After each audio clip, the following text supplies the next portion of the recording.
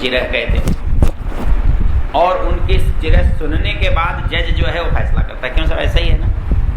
आप तो लड़े होंगे थोड़ा बहुत। तो जब मैं पहली बार कोर्ट में गया तो मेरा विपक्षी वकील बोला, तुम मंत्री वंत्री कुछ नहीं हो, तुम वैसे ही फर्जी आकर खड़े हो गए। मुझे बड़ा गुस्सा आया, मैंने उसे डांट दिया। तो बोला, देखो जज साहब, ये क्लासरूम समझता है, ये बेइज्जती करता है हमारी। जज साहब बोले, हाँ जी, जो सवाल का जवाब है वो दीजिए। वो कहता है, देखो तुम्हारे सामने की दुकान जो है वो 20 फीट की है और किराया तुमसे कम है। मैंने कहा मुझे नहीं पता। बोले, झूठ बोलते हो, तुमको मालूम है। तो मुझे पहली बार में तो बहुत गुस्सा आया। मैंने कहा क्या उटपटांग बोलता है। फिर बाद में मेरे जब एक बार का अनुभव हो गया तो फिर क्या समझ में आया, फिर ये समझ में आया कि वो मुझे गुस्सा दिला करके उल्टी बात कहलवाना चाहता है। तो यदि स्वस्थ हो तो आदमी ठीक बोलता है, और अस्वस्थ हो जाए, गुस्से में आ जाए तो आदमी गलत सलत बोलता है। तो उससे वो कहलवा लेता है जो वो वकील चाहता है। तो अगली बार जब मैं खड़ा हुआ तो वो कहने लगा, देखो आप मंत्री नहीं हैं। मैंने कहा कि नहीं, आपकी जानकारी गलत है। बोला, नहीं मेरी जानकारी ठीक है।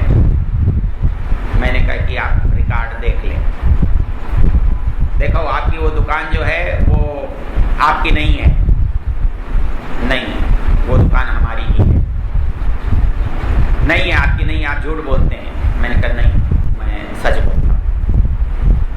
कहता नहीं, वो दुकान का नाप छोटा है, और देखो आपने उससे ये वायदा किया था। मैंने कहा नहीं, देखो आपने उसको ये लिखा था। मैंने कहा मुझे याद नहीं। अब मालूम है कि मुझे एक चीज़ है जो उसके पक्ष में जा रही है, और यदि मैं कहता हूँ हाँ लिखा था तो मैं गलत हो जाऊँगा। तो वो मुझे पूछेगा, देखो आपने ये हस्ताक्षर आपके हैं। मैंने कहा मुझे पता नहीं। अब मुझे पता नहीं तो उसको परेशानी क्या होती है, उसे सिद्ध करना पड़ेगा कि आपके ही हैं, और मैं पहली बार में मान जाऊँगा कि ये मेरे हैं, तो उसका काम हल्का हो जाता है। तो सबसे मैंने कम से कम 100 जवाब उसे दिए, मुझे पता नहीं, मुझे मालूम नहीं। बोले जी ये सब देखो ऐसा बोलता है। मैंने कहा जी मुझे मालूम ही नहीं, मैं क्या, मुझे याद ही नहीं। वो पूछता है, देखो आप उस दिन वहाँ गए थे। मैंने कहा मुझे याद नहीं। आप उससे उस दिन मिले थे, मुझे ध्यान नहीं। मैंने कहा आप कितनी भी बार बुला ले, मुझे कोई परेशानी नहीं। मतलब आपको गुस्सा नहीं आना चाहिए, और ये है कि वो जा किधर रहा है, वो आपसे कहलवाना क्या चाहता है, ये आपको अंदाजा होना चाहिए। इसलिए वकील आपको कहता है कि ये बातें हाँ करनी है, ये बातें नहीं करनी है, लेकिन वो सीधे सवाल कोई नहीं करता। पहले तो आपको वो नीचे लाने की कोशिश करता है कि आप भयभीत हो जाएं, आप क्रोध में आ जाएं, आप बहक जाएं, तो फिर उसको बात काम आसान हो जाता है। वो देखो जी आपके खिलाफ फला अखबार में छपा था। मैं एक बार पुलिस में गए, बोले वो मालूम है आप सस्पेंड हुए थे। मैंने कहा नहीं, मैं टर्मिनेट हुआ था। खाली सस्पेंशन से काम काज चलता है हमारा उससे, लेकिन उससे क्या संबंध है। तो उसमें क्या होता है कि आप अपने मस्तिष्क को संतुलित रखते हुए आप दूसरे की बात कर सकते हो। न्याय इस बात को सिखाता है। तो इसलिए वहां क्या है, न्याय दर्शन का पहला सूत्र किसी को याद है? प्रमाण, प्रमेय, संशय, प्रयोजन, दृष्टांत, सिद्धांत, अवयव, तर्क, निर्णय, वाद, जल्प, वितंडा, हेत्वाभास, छल, जाति, निग्रह, स्थानानाम तत्वज्ञाना निश्रेयसाधिगमः। मतलब इस दुनिया में जो आपसे बात करता है, एक तो सीधा साधा आदमी बात करता है, वो जिज्ञासु होता है, वो जो भी पूछता है उसमें कुछ गड़बड़ नहीं होती, आप जैसा जानते हो बता सकते हो। लेकिन एक आदमी कभी आपको मूर्ख बनाने के लिए पूछता है, कभी आपको हराने के लिए पूछता है, कभी आपको विचलित करने के लिए पूछता है, कभी आपको गलत बात बताने के लिए पूछता है, तब आप क्या करोगे? तो वो भी आपको पता होना चाहिए कि ये आदमी मुझसे गलत पूछ रहा है। तो कितनी गलतियां हो सकती हैं वो सब इसमें है, और उनसे सावधान रहने का तरीका है। मतलब क्या होता है, कुल 4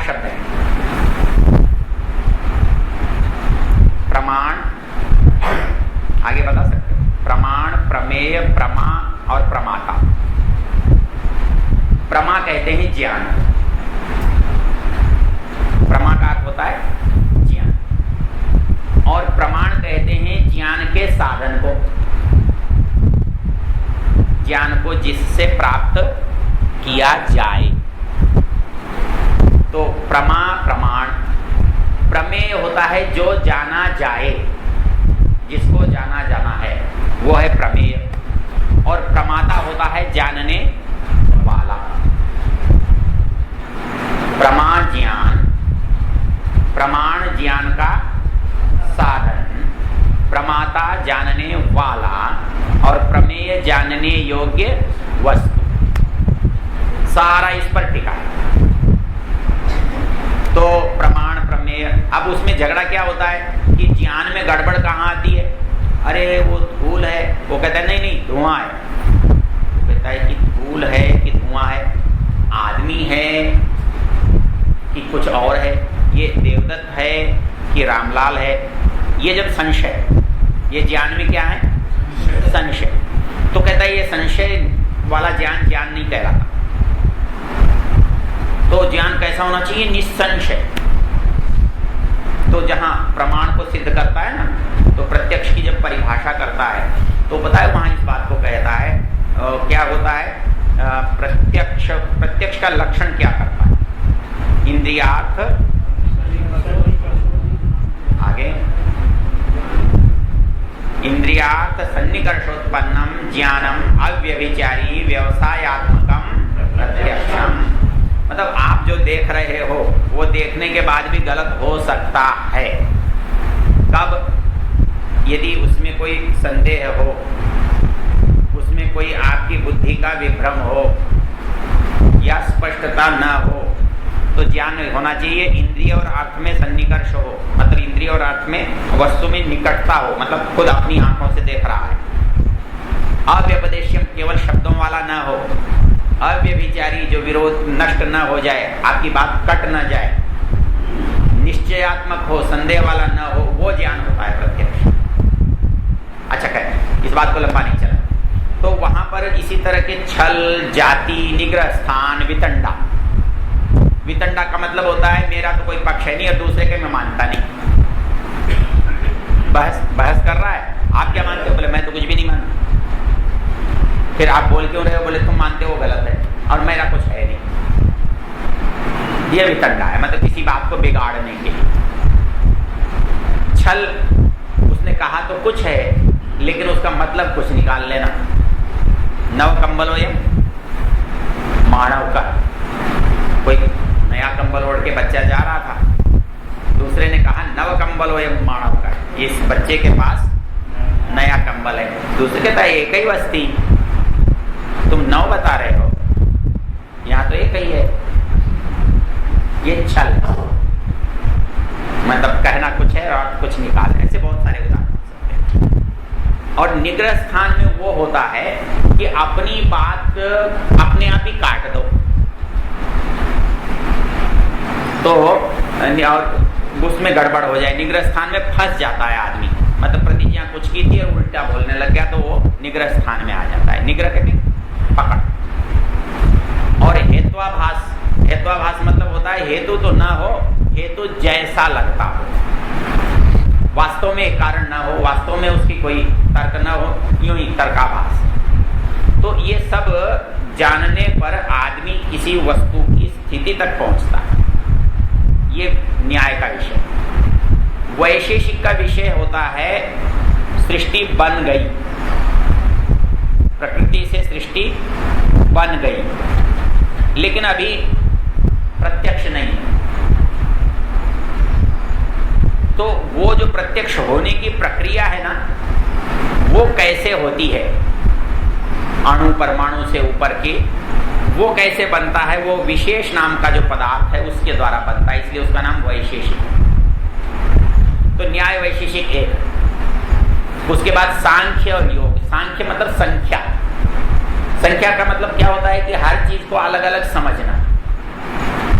तो प्रकृति में कितने पदार्थ हैं, ईश्वर है, जीव है, इन तीनों पदार्थों को बिल्कुल भिन्न भिन्न जानना, उसके आधार पर ये सांख्य का विवरण चलता है। योग में जीवात्मा मुख्य है, में परमात्मा बताया है, लेकिन परमात्मा मुख्य नहीं है, मुख्य जीवात्मा है, क्योंकि परमात्मा को कैसे प्राप्त करना है इसके उपाय हैं उसमें, और ये किसके लिए होते हैं? जीवात्मा के लिए होते हैं, इसलिए वो जीवात्मा का है। तो न्याय, वैशेषिक, सांख्य, योग और मीमांसा और वेदांत। अच्छा, मीमांसा के दो भेद होते हैं, पूर्व मीमांसा और, तो इसलिए मीमांसा शब्द का अर्थ क्या होता है? मीमांसा विश्लेषण, अंग्रेजी में इसे कहेंगे एनालिसिस। तो पूर्व मीमांसा, उत्तर मीमांसा, मतलब पहले इस चीज की मीमांसा कर लेते हैं फिर इसकी करेंगे। तो पूर्व मीमांसा जो है वो यज्ञ, कर्मकांड, दुनिया, इसका है, धर्म। और उत्तर मीमांसा ब्रह्म। तो मैं क्या कह रहा था कि कौन सा दर्शन ईश्वर वाला है? वेदांत है। उसका पहला सूत्र क्या है? अथा तो ब्रह्म जिज्ञासा, अथा तो ब्रह्म जिज्ञासा।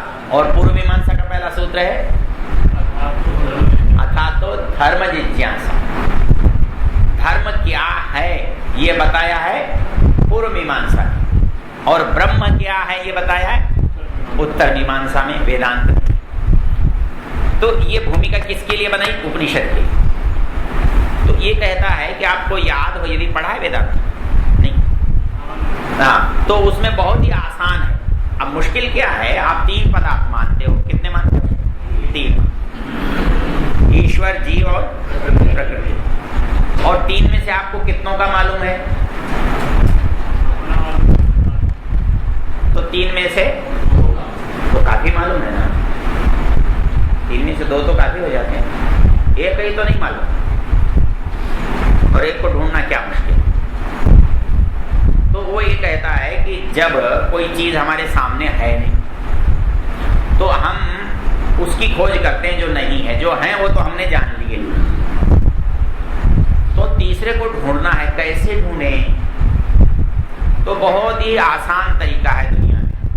आपको लगता है ईश्वर मुश्किल काम है, लेकिन बौद्धिक दृष्टि से ईश्वर मुश्किल नहीं है। प्रत्यक्ष में जरूर ईश्वर कठिन है, लेकिन दिमाग से ईश्वर को जानना बिल्कुल मुश्किल नहीं है। इसके कई उदाहरण मैं आपको देता हूं। पहला सूत्र है वेदांत का अथा तो, और दूसरा सूत्र है जन्माद्यस्य यथा।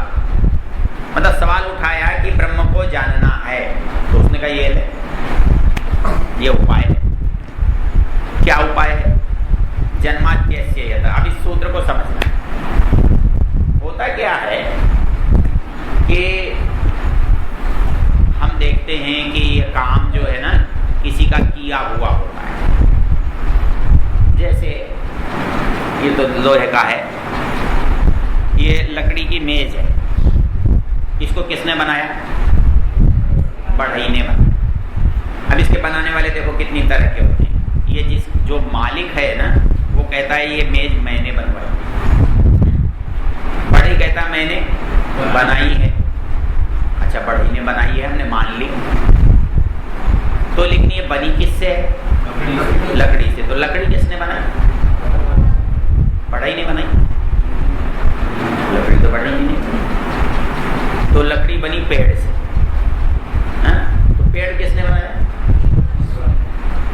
यहाँ तो तुम खुद ही जवाब दे रहे हो, जानने की जरूरत ही नहीं है। भाई एक काम किया है, हो रहा है, तो आधा काम किसी ने किया है तो आधा कोई और करने वाला है। जैसे आपने रोटी खाई, तो रोटी खाई, रोटी आपने तो नहीं बनाई, तो रोटी किसने बनाई? पाचक ने। लेकिन आटा किसने बनाया? पाचक ने बनाया? नहीं बनाया। तो वो बनाया उसने चक्की वाले ने। हाँ? तो चक्की वाले ने आटा तो बनाया, पर गेहूं किसने बनाया? किसान ने बनाया। चलो, किसान ने गेहूं बनाया तो सही, पर उसने बोया तो किसने बड़ा किया? अपने आप ही जवाब आ रहा है, तो मैं भी क्या करूं? तो एक काम को आपने देखा, आधे को करने वाले को जाना, आधों का पता है कि आधे लोग ये है करने वाले, तो इसका मतलब जो आधे दिखाई नहीं दे रहे उसका भी करने वाला कोई होगा। अब करने वाला कोई होगा तो कौन हो सकता है, सोचो।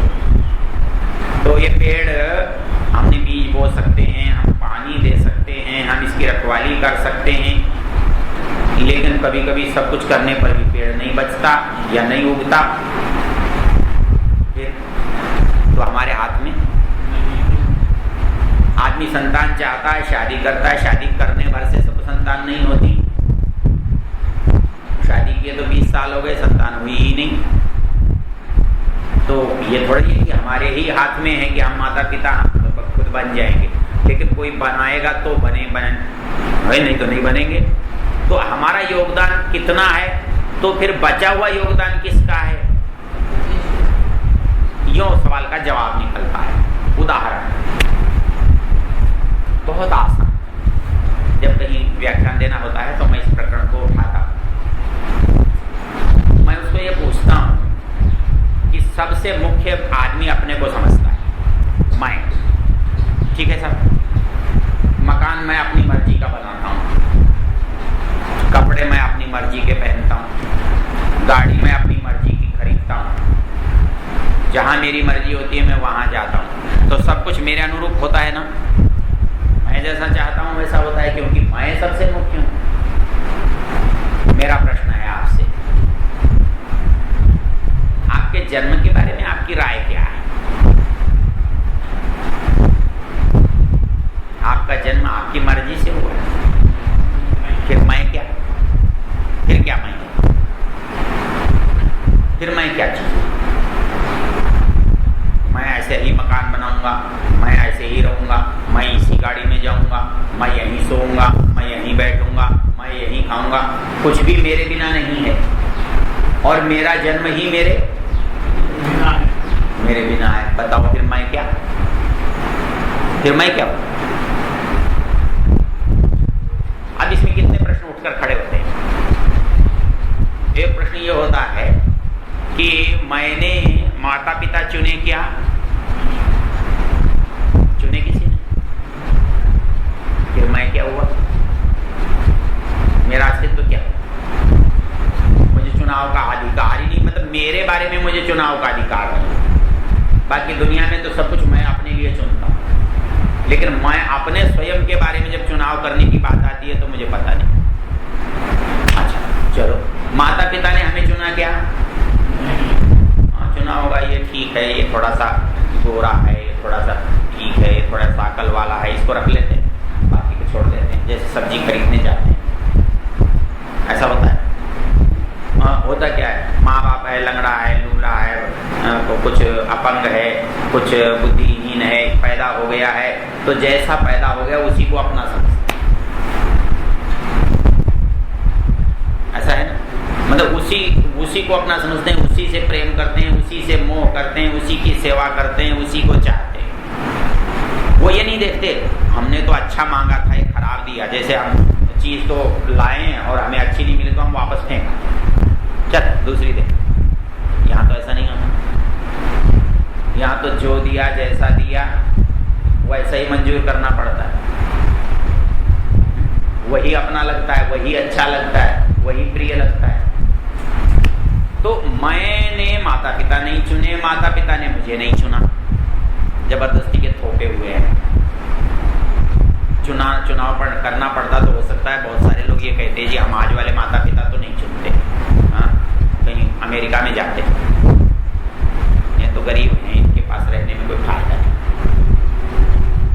लेकिन माता पिता भी कहते हैं कि तुझे ही चुनते कि हम भी कोई बढ़िया लाते, लेकिन दोनों मजबूर हैं। उसको माता पिता चुनने का अधिकार नहीं है और उसको बच्चा चुनने का अधिकार नहीं है, जो दिया सो ले ले। तो ये किसकी ये विवशता क्यों? क्योंकि यहाँ मेरी नहीं चलती, और जहाँ मेरी नहीं चलती वहाँ किसी की चलती है। तो जिसकी चलती है वो कौन है?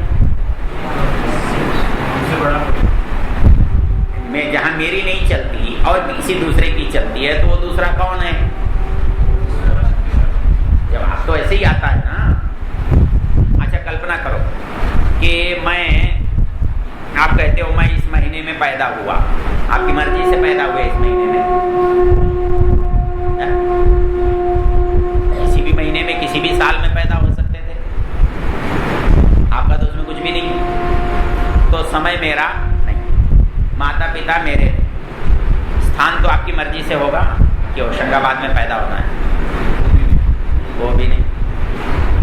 तो स्थान मेरी इच्छा से नहीं, समय मेरी इच्छा से नहीं, माता पिता मेरी इच्छा से नहीं, कोई परिस्थिति मेरी इच्छा से नहीं, तो फिर किसकी इच्छा से?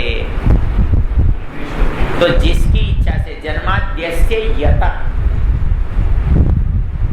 यतः जिससे, जिसकी मर्जी से, जिसकी मर्जी से ये हो रहा है वो ब्रह्म है, क्योंकि सूत्र है अथा तो,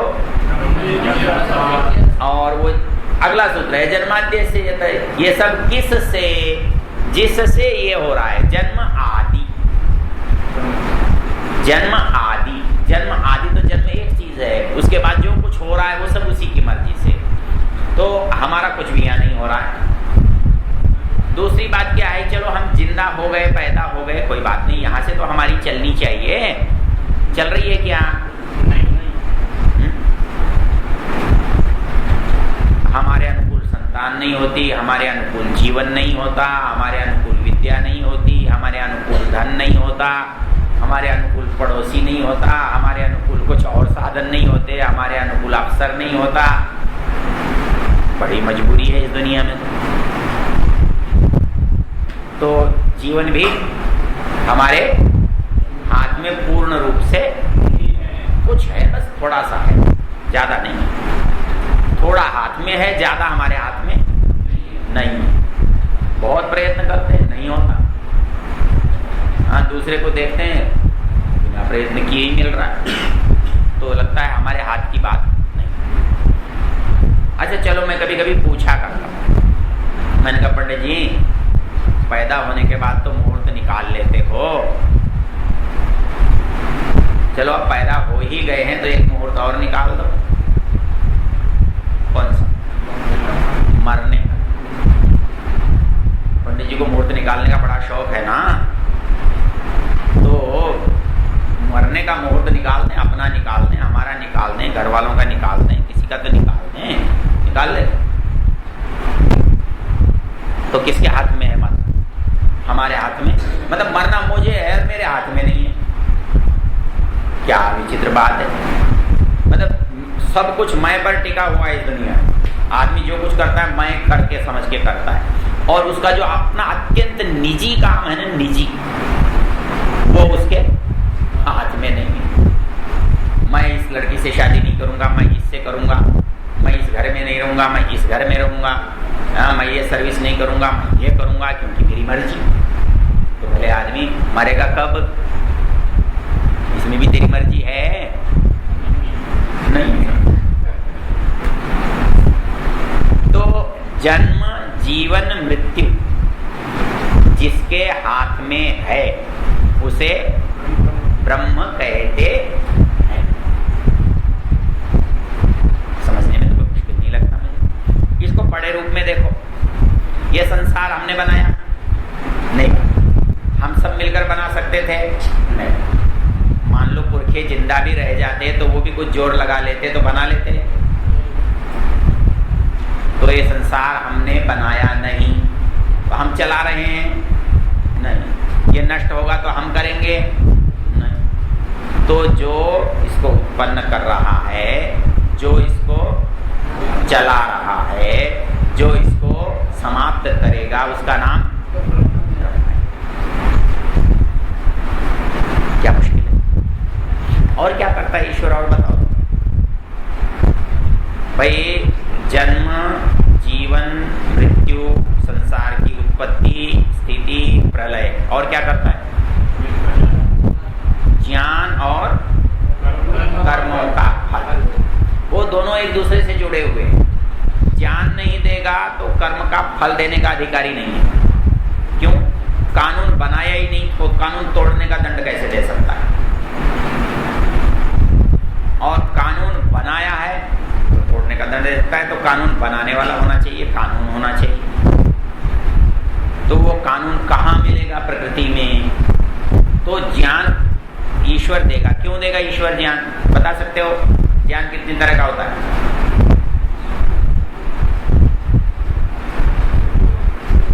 दो तरह का। कौन कौन से? स्वाभाविक और नैमित्तिक। मतलब जो पशु पक्षियों का ज्ञान है वो कैसा है? स्वाभाविक। तो स्वाभाविक ज्ञान मनुष्य के पास भी है, और स्वाभाविक ज्ञान में पाप पुण्य नहीं लगता, क्योंकि वो जैसा करने के लिए कह रहा है मैं वैसा कर रहा हूं, तो मैं अपराधी कैसे? एक ने मेरे से पूछा, आप कहते हो हम मांस खाएंगे तो पाप लगेगा, तो शेर मांस खाता है तो पाप लगेगा कि नहीं लगेगा?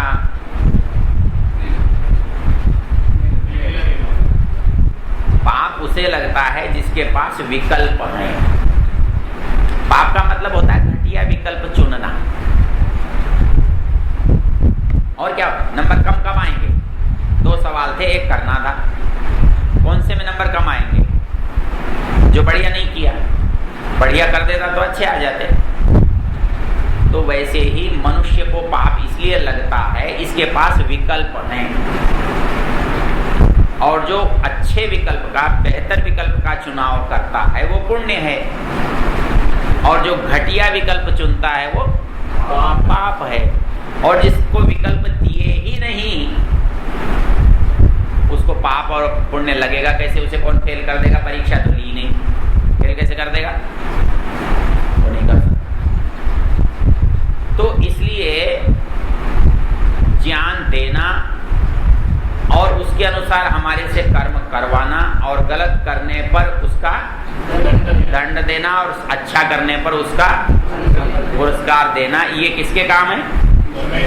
हाँ, इसलिए जो ये काम करता है वो ईश्वर होता है। अब जरा दोहराओ तो, ए भले दोहरा, खड़े हो जाओ। हाँ, ईश्वर के क्या क्या काम हुए बताओ। अरे तुम मेरे से भी धीरे उठ रहा है। ईश्वर क्या क्या काम करता है? 1 2 3 4 5 गिनाओ।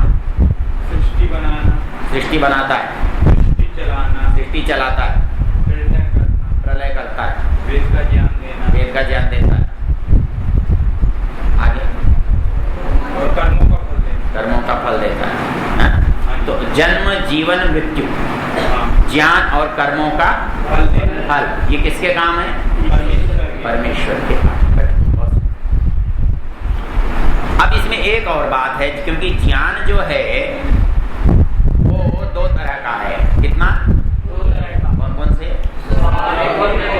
तो स्वाभाविक ज्ञान कौन सा है और नैमित्तिक ज्ञान कौन सा है?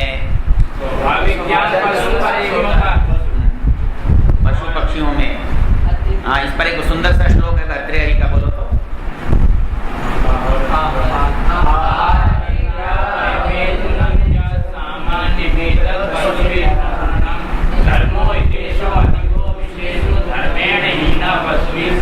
हाँ, मतलब धर्म जो है ना वो केवल मनुष्य के पास है। गाय जो है अपने बछड़े के मुंह के छीन से खा लेती है, उसे कोई पाप नहीं लगता। और आप किसी की छीन लेते हैं तो जेल चले जाते हैं। क्यों? वो स्वाभाविक नियम से चलते हैं और हम नैमित्तिक नियम से चलते हैं। तो हमारे पास जो नैमित्तिक ज्ञान है वो कहां से आया?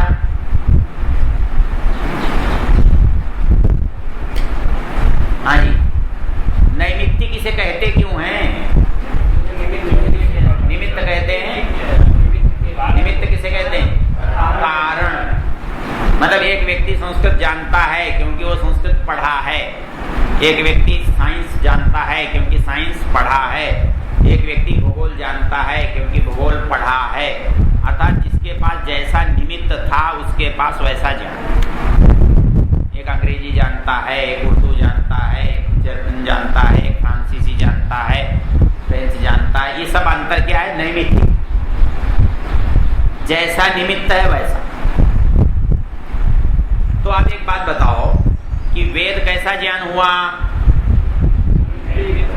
स्वाभाविक नहीं। क्यों? स्वाभाविक हो तो क्या बोला?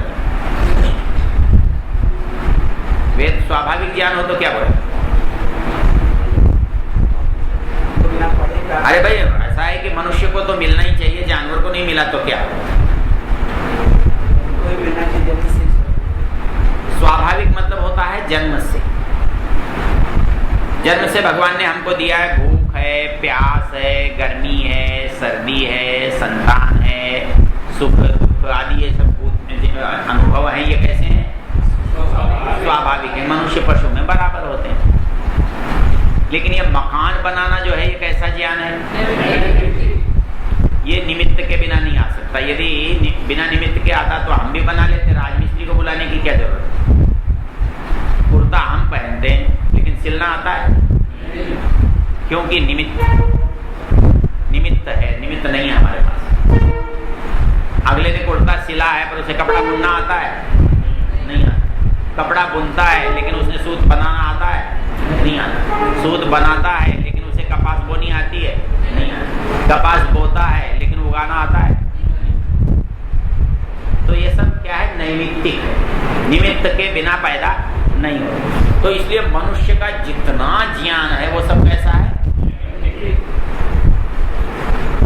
एक बार एक व्यक्ति ने मेरे से प्रश्न किया, बोले जी वेद सत्य ज्ञान है और नष्ट हो गया। हाँ हो गया, बताओ क्यों? वेद सत्य ज्ञान है तो रहना चाहिए ना। भगवान सत्य है, उसका ज्ञान सत्य है तो रहना चाहिए। रहा तो नहीं, क्यों?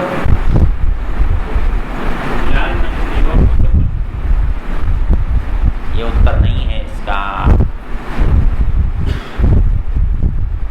बताओ। और यदि असत्य है तो बढ़ना नहीं चाहिए। और बाइबिल और ये कुरान तो आपके हिसाब से असत्य हैं, वो बढ़ रहे हैं और आप घट रहे हो क्या? खत्म हो गए हो?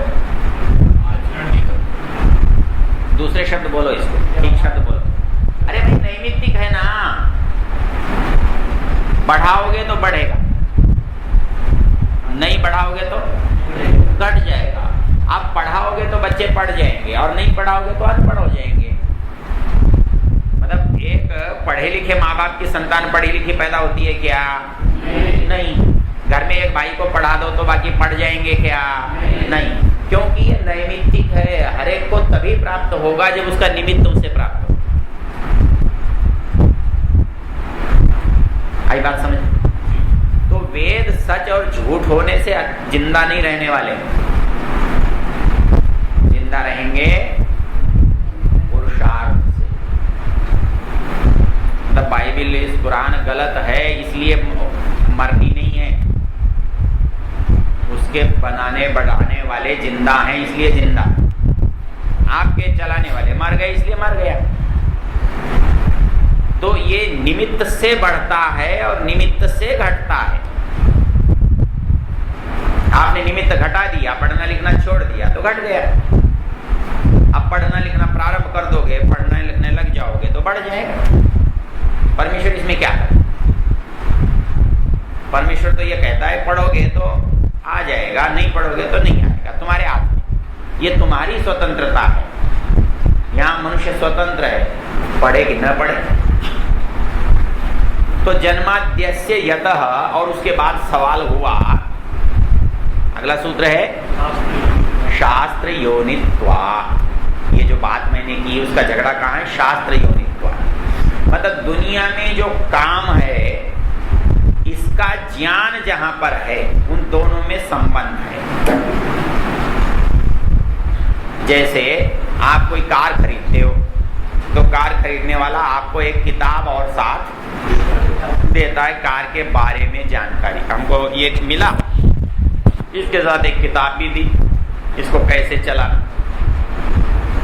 तो इन दोनों में संबंध, मतलब जो उसमें लिखा है वो इसमें घट जाए, जो इसमें बना लगा हुआ है वो उसमें लिखा हुआ मिल जाए, तो फिर दोनों का बनाने वाला एक है। एक रोचक बात है, अजमेर में एक बार अड़ियप्पा नाम के एक व्यक्ति आए। वो दक्षिणी थे और भाजपा की पहली बार सरकार आई तो वो वहाँ पर कॉलेज शिक्षा के निदेशक बनकर थे, कॉलेज एजुकेशन में डायरेक्टर। वो साईं बाबा का चेला था, भला आदमी। रोज कुछ न कुछ सभा करता रहता, तो हमारे सारे विभाग के लोग धार्मिक, क्योंकि अफसर धार्मिक, सारी माता धार्मिक, तो रोज कहीं न कहीं कोई न कोई सभा, कोई न कोई गोष्ठी, कोई न विवेचना चलती है। एक बार उसने धर्म के और मानव मूल्यों को लेकर के सभा ली, बनाई, जिसमें कॉलेज, स्कूल, विश्वविद्यालय सब अध्यापक आए, और उसने कहा जी ये सब एक लोग मान ले, एक बात मान ले, एक धर्म मान ले तो हमारी समस्या हल हो जाए। इस पर वहां लड़ाई हो गई, लड़ाई हो गई। वो बोला कुरान वाला बोला बाइबिल को नहीं मानेंगे, बाइबिल वाला कुरान को नहीं मानेगा, कुरान बाइबिल वाला पुराण को नहीं मानेगा, पुराण वाला उनको नहीं मानेगा, त्रिपिटक वाला उस जैन को नहीं मानेगा, जैन वाला बौद्ध को नहीं मानेगा, कोई गुरु ग्रंथ वाला इन सबको नहीं मानेगा। तो बोले एकता तो नहीं हो सकती धर्म में। मेरा नंबर, मैंने कहा ये हो सकती है, इस सब के बाद भी हो सकती है। क्यों? मैंने कहा जिनमें विरोध है वो सारी किताबों को ऊपर रख दो, और पढ़ने पढ़ाने के दो तरीके होते हैं, एक सिद्धांत और एक व्यवहार। हम साइंस का एक प्रैक्टिकल करते हैं, थ्योरी दूसरे कमरे में पढ़ते हैं, थ्योरी पढ़ के फिर प्रैक्टिकल करते हैं, तो थ्योरी से प्रैक्टिकल पुष्ट हो जाता है, पक्का हो जाता है, हम मान लेते हैं। कभी कभी ऐसा भी होता है कि हम प्रैक्टिकल से थ्योरी समझ लेते हैं। न्यूटन बैठा है नीचे पेड़ के और ऊपर से फल गिरा, तो वहाँ प्रैक्टिकल पहले हुआ और थ्योरी उसकी समझ में बाद में। थ्योरी थी पहले है लेकिन समझ में उसके बाद में आई, ऐसा भी हो सकता है। तो आप जिस नियम को प्रकृति में देखो और उस पुस्तक में मिल जाए वो पुस्तक सही, और जिसमें प्रकृति और पुस्तक के नियमों में झगड़ा हो, विरोध हो, वो पुस्तक कितना आसान है। भाई वेद में है और संसार में है, वेद में है और समाज में है, वेद ठीक, और वेद में है और समाज में नहीं है, या समाज में उल्टा है तो वेद गलत। ये कसौटी है भाई, वेद से समाज को समझो या समाज से वेद को समझो, प्रकृति से वेद को समझो या प्रकृति से वेद को समझो। तो क्या कहता है दर्शन? पहला सूत्र बताया, जन्माद्यस्य यतः, ब्रह्म वो है जिससे जन्म, जीवन, मृत्यु, उत्पत्ति, स्थिति, प्रलय होता है। और दूसरा सूत्र बोला है शास्त्र योनित्वात्, ज्ञान का मूल होने से। और अगला सूत्र है इसमें तत्व समन्वयात्, उस ज्ञान में और इस जन्म में समन्वय है, सामंजस्य है, एक दूसरे से मेल खाता है, ऐसा करने वाला ब्रह्म है। अर्थात नैमित्तिक ज्ञान का स्रोत कौन है? ब्रह्म है। और सृष्टि की उत्पत्ति का स्रोत कौन है? ये बात है। कोई मुश्किल काम नहीं ना, आ गया ना? अब किसी को तर्क करने की जरूरत नहीं है। बौद्धिक दृष्टि से समझना कोई कठिन नहीं। अब केनोपनिषद इस बात को कैसे कहता है, मतलब ये संदर्भ आपके दिमाग में आ गया ना, तो आप इसको समझना आपको बहुत आसान। मंत्र पढ़ो जी पहले। गति प्रेषितं मनः तेन प्राणः प्रथमः प्रैतियुक्तः चक्षुश्रोत्रं कौदेवो युनक्ति। अच्छा, बड़ी विचित्र बात है। आँख हमारी है लेकिन आँख के बारे में हमें पता, मन हमारा है उसके बारे में हमें कुछ नहीं मालूम। कान गड़बड़ हो जाता है, सुनते हम हैं लेकिन क्यों गड़बड़ हो गया हमें पता नहीं। तो ये कहता है केनी शीतम पतति प्रेषितम मन, हमारा मन चला जाता है, हम मन भेज लेते हैं, मन को वहां तक पहुंचा तो देते हैं, लेकिन मन में जाने की जो ताकत है ये किसने डाली? हम डाल सकते हैं क्या? हम मन बना सकते हैं? मतलब हम बस में जा सकते हैं, हम हवाई जहाज में जा सकते हैं, हम कार में जा सकते हैं, लेकिन कार हवाई जहाज बस हम बना सकते हैं? तो हमारे पास जो साधन है इनका उपयोग तो हम कर लेते, लेकिन इनके बारे में, इनको बनाने के विषय में हमारी कुछ गति नहीं है। तो कहता है कि समझो ना, कैसे समझना है? बोले बहुत आसान है। केने शीतम पतति प्रेषितम मना। ये मन जो है ये क्या है और कैसे काम करता है, किसके द्वारा, किसकी प्रेरणा से करता है? मन सबसे अद्भुत चीज है आपके पास, सबसे। कैसे? इसके गीता की पंक्ति बोलो। मन एव मनुष्याणाम कारणम बंध मोक्षयोः। मन जो है यही बंध और मुक्ति का कारण है। हमारे को शिकायत क्या होती है? जी मेरा मन मानता नहीं है, मैं क्या करूं?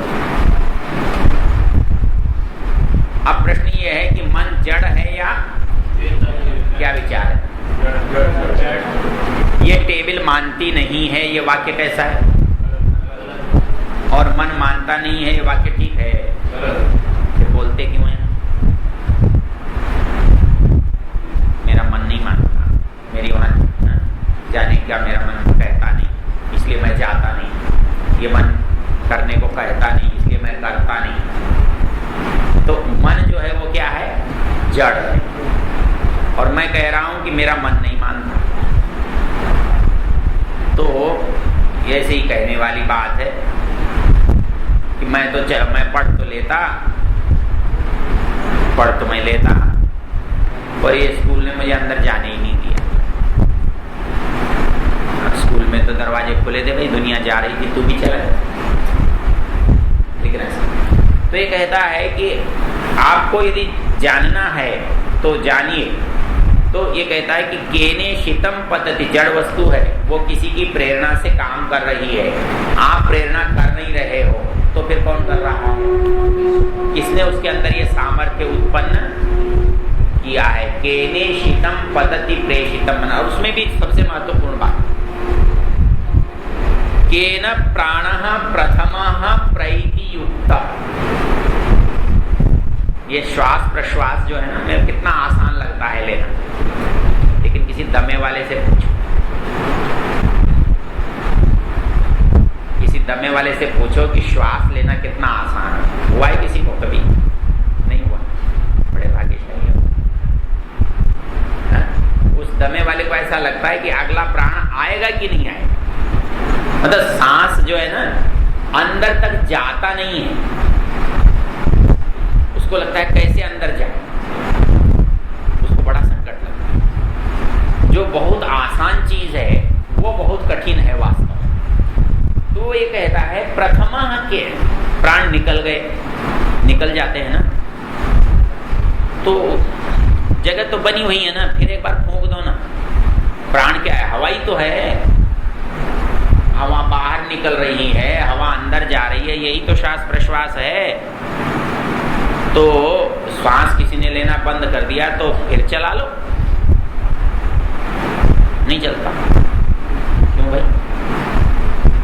सांस हवा ही तो जा रही है, हवा आ रही है, फिर हवा इसमें डाल दो, हवा निकाल लो, चलती रहेगी। अरे आप कौन चला रहा है?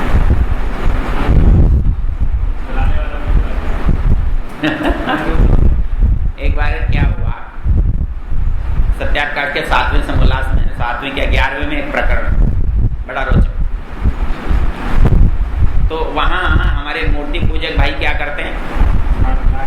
प्राण प्रतिष्ठा मूर्ति बनाते हैं।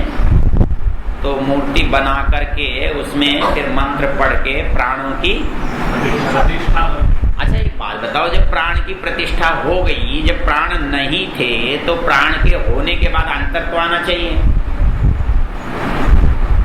भाई एक आदमी निष्प्राण पड़ा था, डॉक्टर आया और उसने प्राण चला दिए, तो अंतर आता है कि नहीं आता? ये पुजारी जी वाले काम में अंतर क्यों नहीं आता? प्राण प्रतिष्ठा उन्होंने कर दी, तो हाथ नाक में हाथ लगा के देखो प्राण चलने लगे कि नहीं चलने लगे, हाथ पैर हिलने लगे कि नहीं हिलने लगे।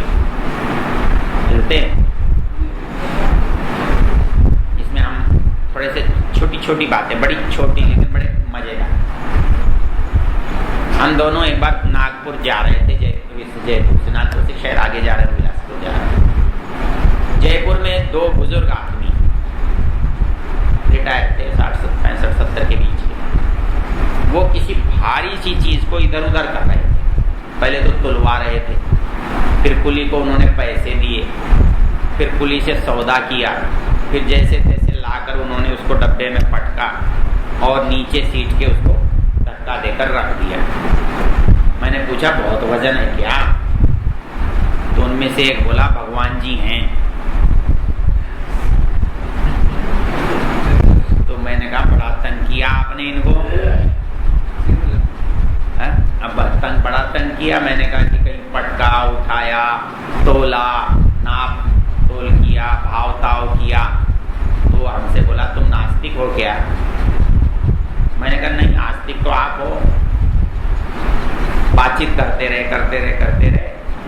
ऐसा हुआ कि नागपुर के पास जब पहुंचे तो उनका घर सिग्नल के नजदीक था और गाड़ी सिग्नल के बाहर रुक गई। तो उन्होंने सोचा वहां से जाकर लौटेंगे तो यही गिरा लेते हैं इसको। अब वो उठा नहीं उनसे दोनों, तो उन्होंने उसको गिरा दिया तो घसीटने लगे। मैंने कहा अरे कचरे में घसीट रहे हो भगवान को? तुम कैसे भगवान के भक्त हो? घसीट कर ले जा रहे हो? कोई घसीट के ले जाता है अपने भगवान को? यहाँ तो कोई अपने नौकर कोई नहीं घसीटता। तो पता है वो क्या कहते? बोले अभी इसमें प्राण प्रतिष्ठा नहीं, चलो भाई कर लो। तो प्राण प्रतिष्ठा होने के बाद तो कुछ अंतर आ जाना चाहिए। आता है क्या? एक बार मैं घरौंडा एक आर्य समाज है वहां गए। वहां का जो एक प्रधानमंत्री जो था वो कहने लगा जी जयपुर तक मैं गाड़ी से जाऊंगा, मुझे डॉक्टर के पास जाना है, आप मेरे साथ चल पड़ो। मैंने कहा इससे अच्छी क्या बात है, तुम्हारा साथ भी मिलेगा, पैसे भी बचेंगे, जल्दी भी पहुंचेंगे। हम जैसे ही जयपुर के निकट पहुंचे तो उसके किसी मित्र का फोन, वो कहने लगा सुना जयपुर जा रहे हो? बोले हाँ पहुंचने वाले। बोले हमारे लिए एक भगवान जी ले आना। तो वो कहने लगा मैं कैसे बनेगा? वो मैं बता दूंगा। भगवान जी कहाँ मिलते हैं मुझे पता है। हमारे जयपुर में खजाने वालों का रास्ता है, उसमें सैकड़ों दुकानें हैं भगवान की, सैकड़ों बाजार है। और उसमें इंचों से लेकर के गजों फीटों तक के भगवान मिलते हैं। उसने जैसे कहा तो हम उनको खजाने वाली गली में ले गए। फिर ये देखना पड़ा कि इनमें भली दुकान कौन सी है, ज्यादा ठगी ना करे। तो दो चार से पूछने के बाद एक प्रसिद्ध सी दुकान थी, हम उसके अंदर चले गए। हमने कहा जी भगवान जी चाहिए। वो बोला जी कितने इंच के चाहिए? मैं माँ बापों से पूछता हूँ, कभी तुमने भगवान ने तुमसे पूछा है कितने इंच का बच्चा दूं? हाँ यहाँ भगवान के पूछ रहे कितने इंच का चाहिए। बड़ा चक्कर पड़ा, वापस पूछा फोन करके, बोले जी घर के लायक चाहिए। तो बोले जी कहीं मैदान में किसी मंदिर में उसकी प्रतिष्ठा करनी हो, बैठा हुआ खड़ा हुआ। हाँ हमारे करोल बाग में कितने इंच का कितने भगवान है मालूम है? 108 फीट का हनुमान जी है, 108 फीट करोल बाग के चौराहे पर धौला कुआं के रास्ते में खड़े हैं। और 65 फीट के शिव जी खड़े हैं हवाई अड्डे के सामने, धौला कुआं से आगे। अब इतने बड़े बड़े भगवान हैं तो अब कोई गलती तो नहीं होनी चाहिए ना कहीं। जब उसने कहा कि घर का चाहिए तो उसने कहा जी फिर आपको 23 इंच के भगवान चाहिए। 23 इंच के। तो हमने कहा जी 23 इंच का भगवान कितने में आएगा? बोले 18,000 संगमरमर का बना। और यदि कुछ सजा धजा लोगे, कोई किनारी चुनरी अच्छी सी होगी तो 2-3 हजार रुपए और। अब मैंने ये पूछा कि ये भगवान से क्या करोगे? बोले इससे मांगेंगे, इसकी पूजा करेंगे। मैंने कहा फिर ये दुकानदार क्या करता होगा? इसका तो गुजारा तब होता है जब ये भगवान बेच लेता है। अब तुम ये बताओ कि इसको खरीदने के बाद तुमको फायदा कैसे हो सकता है? यहाँ तो फायदा तब है जब ये बिक जाए और तुम इसे खरीद के इससे फायदा ले लोगे, क्या दे देगा ये? दे सकता है? मतलब मजेदार बात सोचने के लिए है, एक सामग्री है और कोई विशेष बात। तो मैं उनसे पूछा, मैंने कहा भले आदमी तुम इसे बेचते हो, यदि ये देता होता तो तुम बेचते क्या? तुम बेचते ही नहीं। फिर जो बनाता है वो कंगाल, जो इसको बनाता है, सब कौन बनाते हैं मालूम है? सारे मुसलमान बनाते। मार छीनी, मार हथौड़ा, यदि बच्चे ऐसे बनाने पड़े तो बच्चे जिंदा रह जाएं? भाई किसी बच्चे की नाक आँख कान कुछ टेढ़ी और छीनी वीनी लेके काट दो, डॉक्टर काट दे वो अलग चीज है, लेकिन आप काट के उसे बिना बेहोशी के काट दोगे? लेकिन इस बेचारे को तो बनाते ही छीनी हथौड़े से, तो दर्द नहीं होता होगा? होता होगा ना? इतने में तो मर जाए आदमी। उसको घिस घिस के चिकना करते हैं, जरा करवा के देखो तो। एक बार क्या हुआ, बड़ी रोचक बात याद आई मुझे। पर्वत सर एक हमारे यहाँ कस्बा है, ये मकराना के पास जहाँ संगमरमर निकलता है, वहाँ एक बारात में मुझे जाना पड़ा। लड़का आरिस्मा जी था, गुरुकुल चित्तौड़ के स्नातक थे, उनका लड़का था। और अपने आरिस्मा जियों में तो सब गोरख धंधा चलता है, वो पौराणिक लड़की से विवाह होने वाला था, ब्राह्मण का कोई घर था। रात के 1 बज रहा था। वहाँ जैसे ही मैं संस्कार कराने बैठा तो मेरा ध्यान गया आले में, और आले में रखी थी एक मूर्ति। तो प्रसंग हो या ना हो, अपने को तो अपनी बात कही नहीं। मैंने कहा भाई देखो, मूर्ति पूजा कुछ नहीं है, एक शुद्ध व्यवसाय, बनियागिरी। कैसे? एक बनिए को पूंजी लगानी पड़ती है, एक बनियों को दुकान पर बैठना पड़ता है, एक बनियों को माल बेचकर जिम्मेदारी लेनी पड़ती है, खराब निकल आया तो ग्राहक मुंह पर मार के जाता है, और उस पर कुछ कमीशन प्रतिशत का उसे मिलता है, 2, 5, 10, 20 जो भी मिलता है। मैंने कहा ये धंधा जिस आदमी ने शुरू किया वो बनिए का बाप था। ये मूर्ति पूजा जिसने शुरू की वो बनिए का बाप था। उसने ऐसा व्यवसाय शुरू किया जिसमें पूंजी न लगे, जिसमें जिम्मेदारी न हो, जिसमें 100% आमदनी हो, घाटे का डर ही न हो। सोच कर देखो, मैं हनुमान जी के मंदिर में गया, मेरी परीक्षा थी। मैंने कहा जी मैं 51 रुपए का प्रसाद चढ़ाता हूँ, भगवान मुझे परीक्षा में पास कर। मैंने 51 चढ़ा दिए। मैंने सोचा पास हो गया तो ज्यादा चढ़ा दूंगा, लेकिन मैं फेल हो गया। मैं गया मंदिर में, अब किससे पूछता? मैंने पुजारी से पूछा, पुजारी जी मैंने 51 रुपए प्रसाद चढ़ाया। बोले यार भगवान से पूछ लेना। मैंने पैसे किसको चढ़ाए? भगवान को। मिले किसको? पुजारी को। कितने मिले? कुछ। अरे गाय भैंस रखते हो तो चारा खिलाना पड़ता है, और भगवान रखते हो तो कुछ खिलाना पिलाना पड़ता है। कितनी जोरदार बात। गाय भैंस में तो खर्चा आता है, कुत्ता पालो तो खर्चा आता है, धोबी के गधे का भी खर्चा आता है, और यहाँ भगवान पालो तो कुछ देह कर जाता है, खर्च कुछ भी नहीं आता। इससे बढ़िया किसी ने धंधा किया है? मतलब जिसमें पूंजी नहीं लगती, जिसमें घाटा नहीं होता, जिसमें डर नहीं लगता, जिसमें जिम्मेदारी नहीं होती, जिसमें कोई खर्चा हुए बिना 100% आमदनी होती, 100% ज्यादा ही होती है। मैं एक बार सहारनपुर में नानौता एक गांव, वहां प्रचार के लिए गया। मेला लगा था कोई शिवरात्रि का।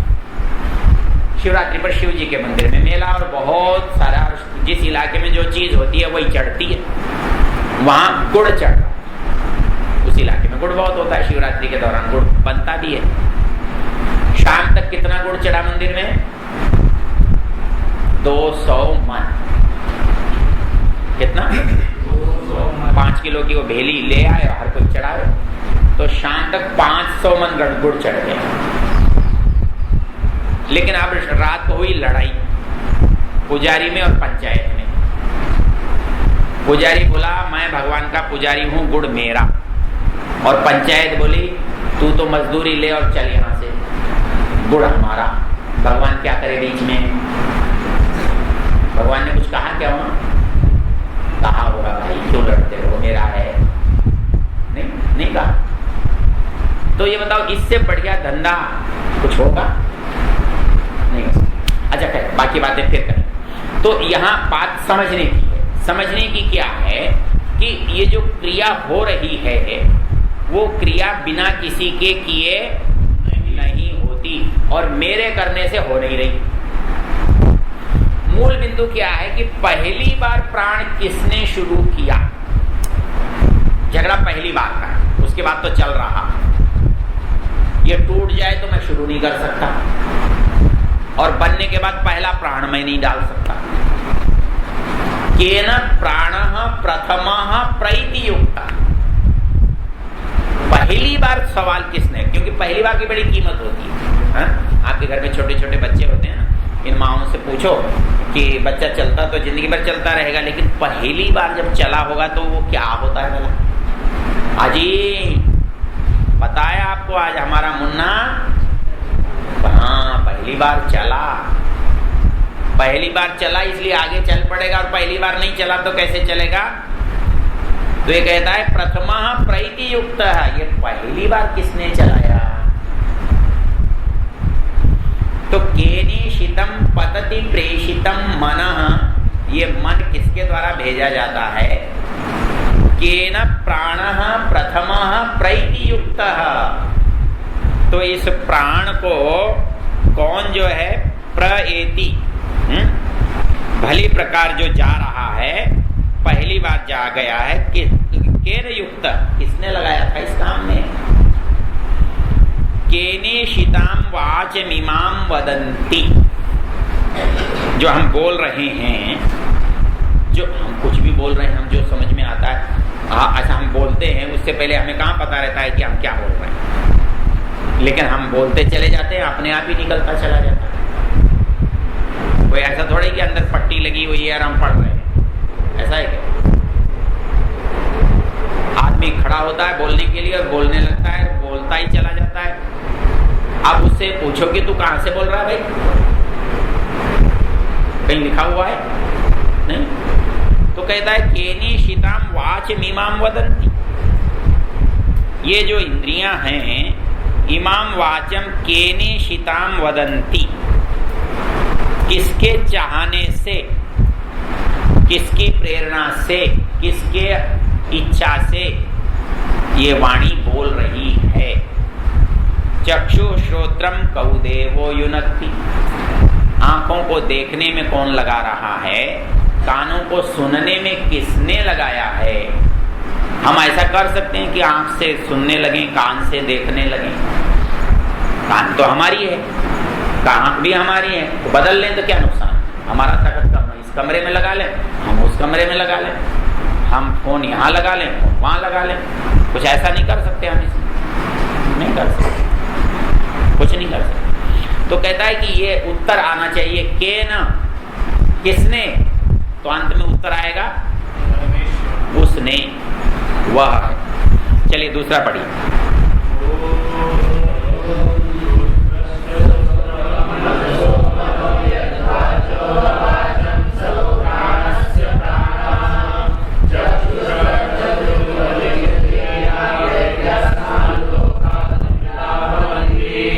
हाँ, वो कहता है श्रोत्रस्य श्रोत्रम।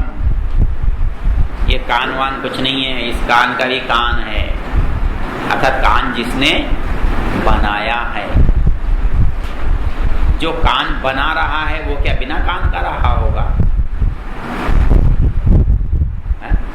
श्रोत्रस्य श्रोत्रम मनसो मनोयत। कोई फैक्ट्री जब किसी माल को बनाती है तो उसके पास कोई एक आध बनाने का माल रहता है क्या? पता नहीं कितना रहता है। वाचो है वाचक, वो वाणी का भी वाणी है। प्राणस्य प्राण, ये प्राणस्य प्राण बात को समझने के लिए देखो ऋषि दयानंद का कोई वाक्य याद करो। ये गायत्री मंत्र के अर्थ में ओम यह परमेश्वर परमेश्वर का अरे मुख्य नाम नहीं है भाई, पूरा बोलो। ओम यह परमेश्वर का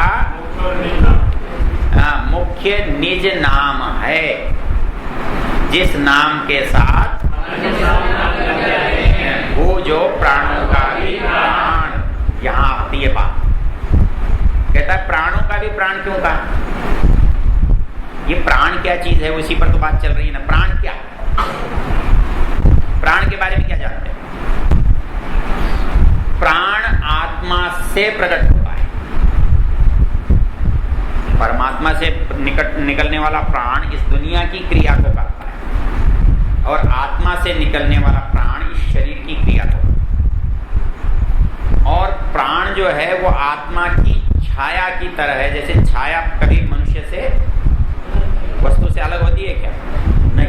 वैसे ही प्राण कभी आत्मा से अलग नहीं होता। इसलिए प्राण निकलने पर आदमी मरता है, आत्मा निकलने पर भी आदमी मरता है। कहते हैं जिसके प्राण निकल गए, तो प्राण निकल गए इसलिए आत्मा निकल गए, क्योंकि आत्मा प्राण के बिना कुछ नहीं कर सकती। तो वो प्राण जो है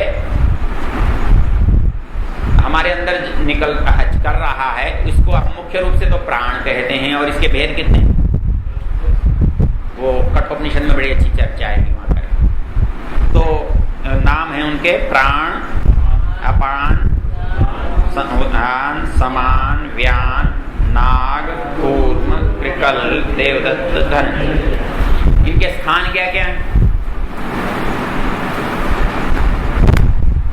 प्राण के पंचधा संविवेश, प्राण को 5 भागों में बांटकर इस शरीर में डाला। तो इससे ऊपर का जो काम है वो प्राण करता है। आंखों से देखना, कानों से सुनना, बुद्धि से सोचना, नाक से सूंघना, ये सब काम कौन करता है? प्राण। नाभि से नीचे के काम जो है वो अपान करता है, और इसके बीच का काम समान करता है। और प्राणों का जो संचरण है वो कौन करता है? व्यान, नाड़ियों में विचरण करता है। और उदान क्या करता है? आत्मा को लाने ले जाने का काम करता है। जब शरीर से वो निकलता है वो लेकर जाता है। उपनिषद में एक रोचक कथा आती है, इंद्रियों में और प्राणों में विवाद हो गया, कौन हमारे में पड़ा। प्रजापति के पास गए दोनों, बोले भाई जिसके बिना जो जीवन व्यर्थ हो जाए वो बड़ा। तो शरीर में से आंख निकलकर चली गई, कहने लगी मैं बहुत जरूरी। 1 साल बाद लौट कर आई, कहने लगे तुम मेरे बिना कैसे रहे? अरे बोले जैसे अंधे रहते हैं वैसे रह लिए। बाकी सुनते थे, चलते थे, खाते थे, पीते थे, देखते नहीं थे। बोले फिर मेरे बिना तो तुम्हारा गुजारा हो जाता है। वापस आ, कान चला गया, साल भर बाद लौट कर आया, मेरे बिना तुम्हारा क्या हाल रहा? बोले कुछ खास नहीं, बहरे रहे। नाक चली गई, स्पर्श चली गया, रसना चली गई। सबकी बारी बारी से गए तो ये लगा कि हमारे बिना तो इनका गुजारा हो जाता है। तो प्राण ने कहा ठीक है अब मैं चलता हूं। फिर क्या हुआ? सबके झंडे उखड़ गए। वो जैसे ही उठने लगा तो सारे के खूंटे उखड़ गए। वो बोले बस बस बस बस बस, प्राण तू ही हमारे में सबसे बड़ा है, तू ही सबसे महान है, तू ही सबसे अच्छा है, तू ही सबसे श्रेष्ठ है, तू ही ज्येष्ठ है, बैठ जा। तो ये प्राण जो है ना हमारे में, वो आत्मा को लाने ले जाने वाला। इसलिए यहाँ ये प्राण सबसे मुख्य चीज, इसके द्वारा ही हमारा सारा कार्य होता है। अच्छा एक बात बताओ, शरीर में आत्मा कहाँ रहता है?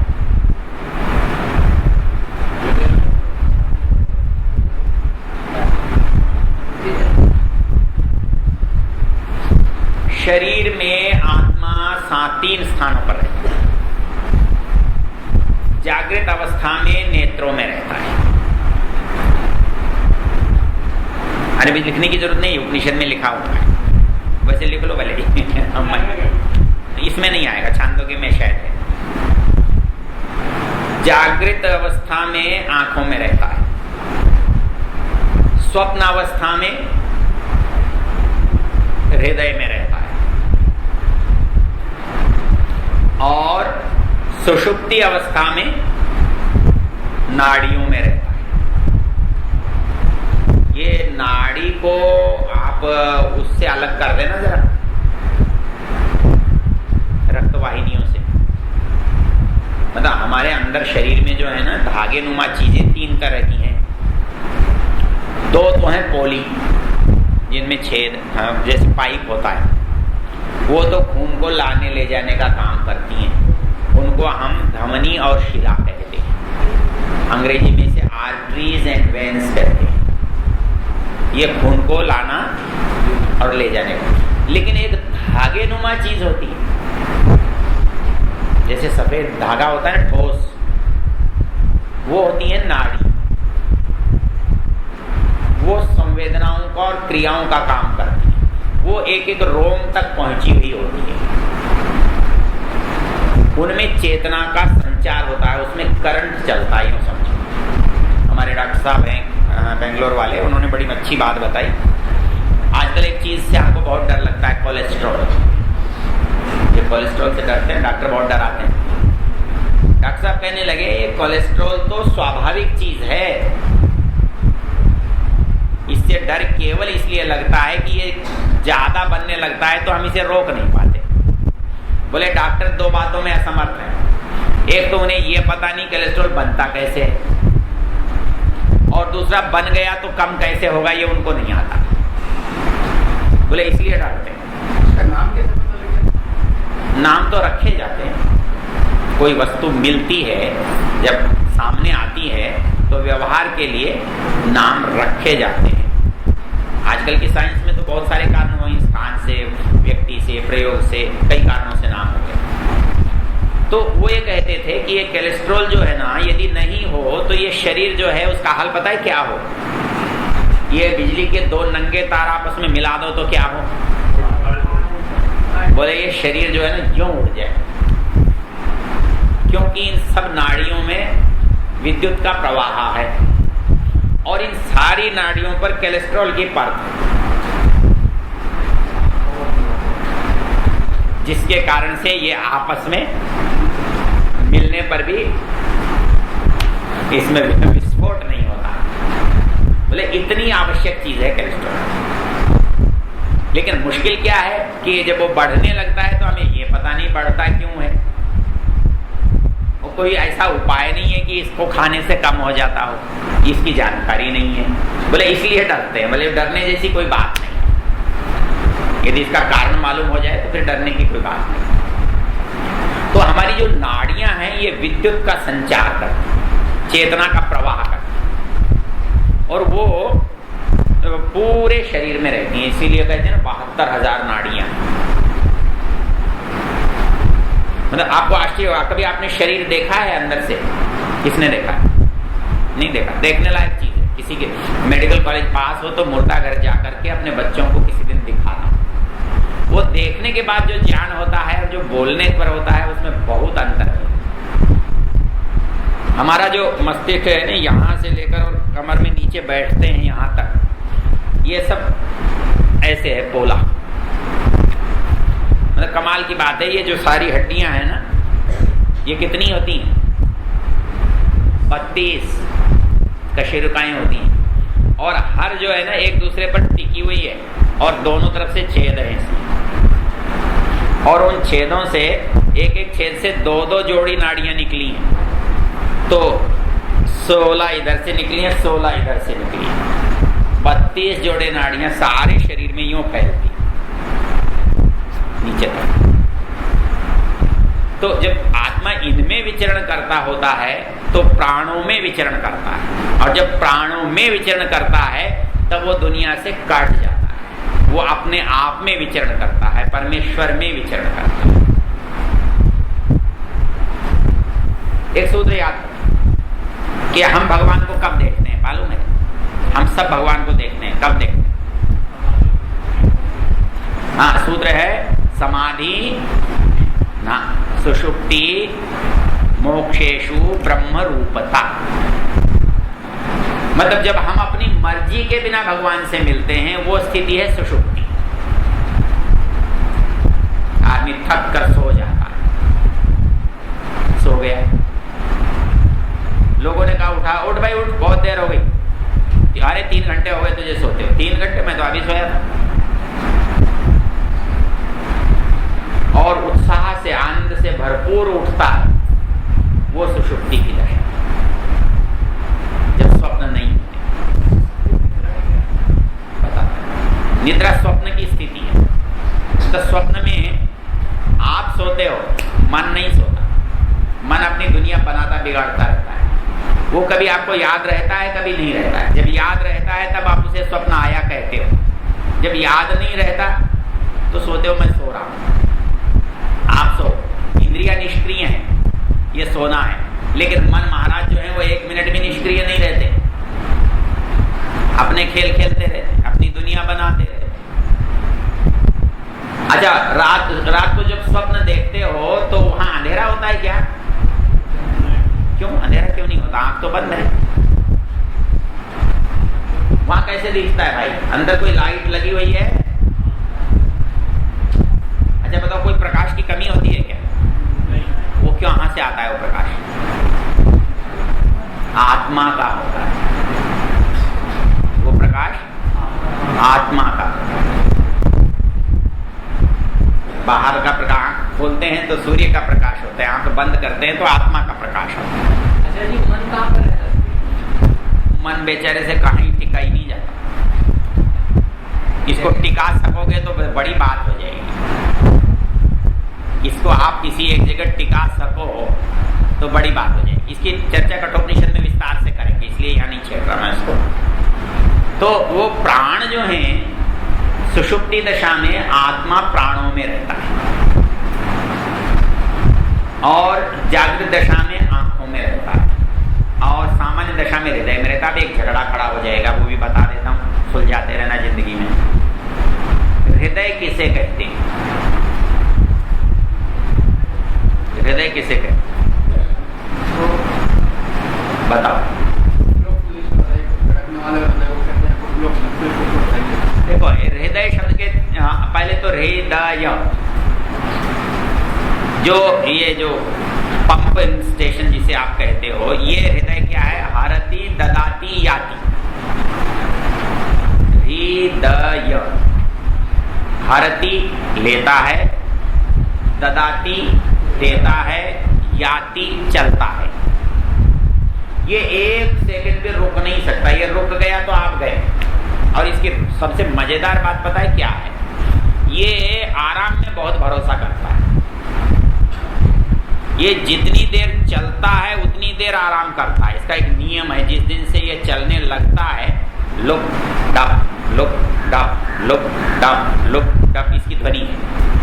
और इसका नियम यह है, जितने सेकंड ये चलेगा ना उतने सेकंड ये आराम करेगा।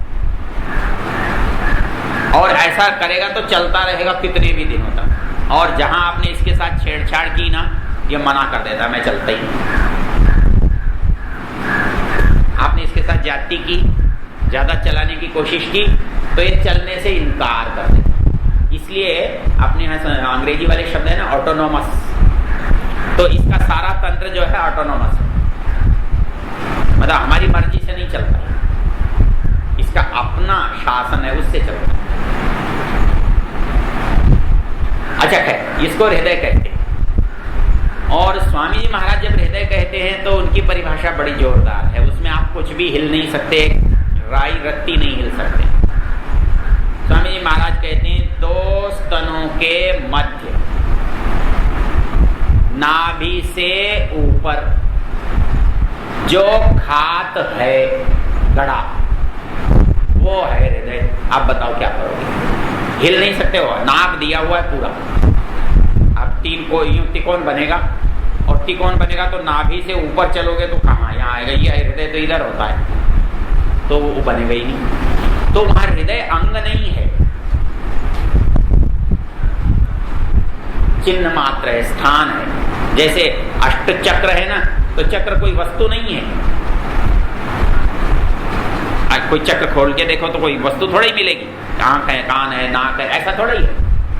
वहां केवल स्थान यूं संकेत मात्र है, यहाँ ये चक्र है, यहाँ ये चक्र है, यहाँ ये चक्र है, आज्ञा चक्र है कि कौन सा अनाहत है कि नाद है कि क्या। तो वैसे ये जो हृदय जब आप ये कहते हो तो जीवात्मा का स्थान मात्र है, कोई वस्तु नहीं। दूसरा उपनिषदों में जो आया है वो मस्तिष्क के लिए भी प्रयोग आता है, मतलब जहां विचार होता है, चिंतन होता है। तो ये विद्वानों की लड़ाई है, लड़ते रहना, उसमें कोई खास,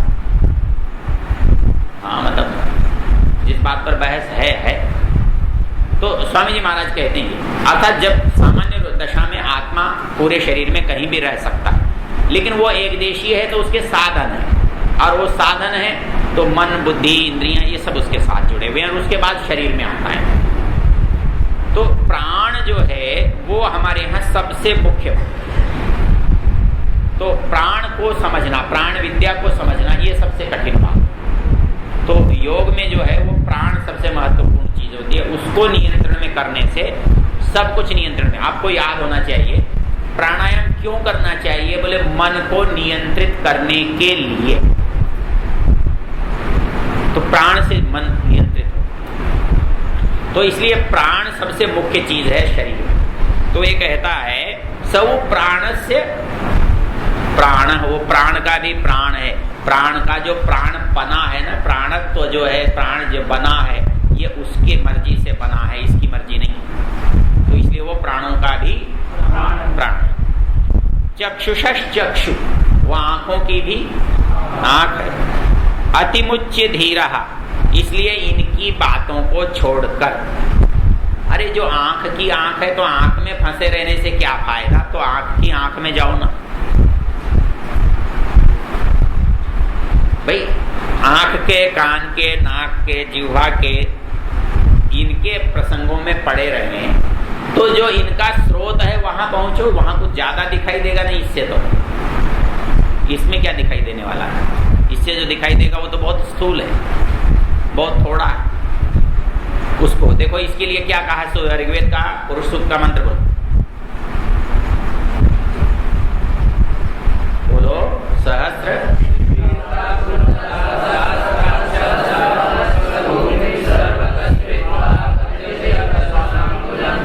हाँ, स भूमिम सर्वतो वृत्वात् तिष्ठति सहस्र शीर्षा पुरुष।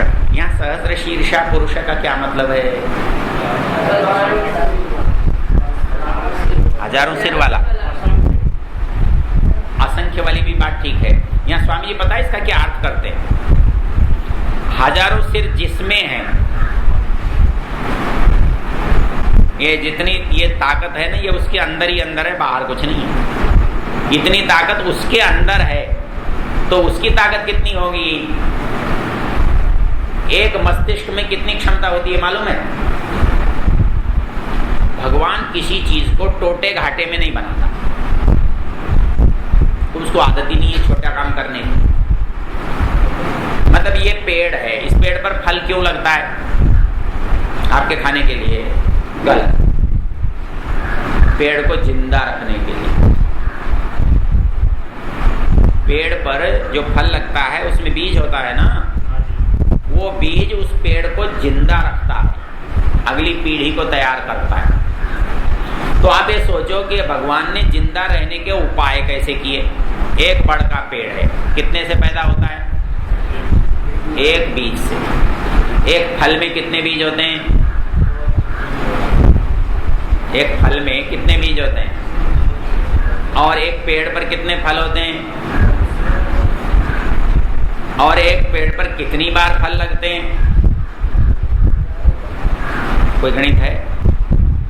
मतलब भगवान ने क्या व्यवस्था की है कि ये समाप्त नहीं होना चाहिए, कहीं न कहीं किसी न किसी रूप में जिंदा रहना चाहिए। आपको एक बात मालूम है, यदि आप साइंस पढ़े हो तो मालूम हो सकती है। आप मूंग की दाल या कोई दाल बनाते हो तो कुछ दाने कच्चे क्यों रहते हैं, रहते हैं कि नहीं रहते, रहते, वो माता जी बता सकती हैं। जब आप कोई दाल बनाती हो तो कभी कभी ऐसी दाल होती है कि कुछ दाने पकाने पर भी नहीं पकते, होता है ना सब। ऐसा क्यों होगा,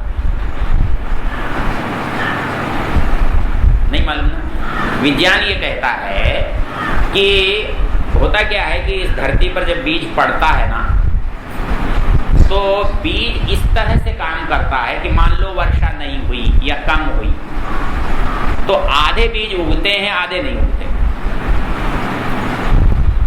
वर्षा जल्दी समाप्त हो गई तो फसल जल्दी पक जाती है ताकि बीज बन जाए, नहीं तो बीज नष्ट हो जाएगा। उसी तरह से जब कुछ बीज प्रकृति में ऐसे बनते हैं कि वो एक सत्र में पैदा ही नहीं होते, वो दूसरे सत्र में जाकर होते हैं। मान लो 1 साल अकाल पड़ गया, बीज नष्ट हो गया, तो दोबारा वर्षा हुई तो वो बीज पैदा होंगे जो पिछले साल पैदा नहीं हुए। मतलब प्रकृति को आप जितनी गहराई से देखने जाओगे तो नियम उतने ही ज्यादा मिलेंगे। तो परमेश्वर जब कोई काम करता है तो थोड़ा नहीं करता, बहुत करता। और बहुत करने का उद्देश्य यह रहता है कि ये बना रहे, वो किसी भी तरह की उत्पत्ति में यही काम उपयोग करेगा, एक एक नहीं। तो इस दृष्टि से जब हम विचार करते हैं तो ये कहता है कि भाई मूल में जाओगे तो कितना है, मस्तिष्क हमारे पास इतना है तो उसके पास कितना होगा। हमारे पास कितना मस्तिष्क होता है? हम जो सबसे बुद्धिमान आदमी हो ना, वो अपने मस्तिष्क का 1,000वां हिस्सा भी काम में नहीं लेता, चाहे वो वैज्ञानिक हो, चाहे वो दार्शनिक हो, चाहे वो नेता हो। मनोवैज्ञानिकों ने अध्ययन किया तो उन्होंने कहा भाई सबसे ज्यादा शब्दावली इस युग में चर्चिल के पास थी। शब्दावली मतलब हमारी योग्यता किस पर निर्भर करती है, हमें कितने शब्द आते हैं। आजकल के लोगों को तो आते ही नहीं, उसके पास सबसे ज्यादा है। और उस व्यक्ति का भी दिमाग का 1000वां हिस्सा भी उसके काम नहीं आया। भगवान इतना देकर भेजता, भगवान कभी घाटा नहीं देते, आपको खूब बुद्धि, खूब ताकत, खूब सब कुछ देकर भेजता। मतलब आप एक कंप्यूटर की जीबी में कितनी किताब रख सकते हो, लेकिन कंप्यूटर की जीबी बनाई तो आपने इस धरती पर है ना, तो उसकी जीबी का क्या करोगे? कल्पना करके देखो।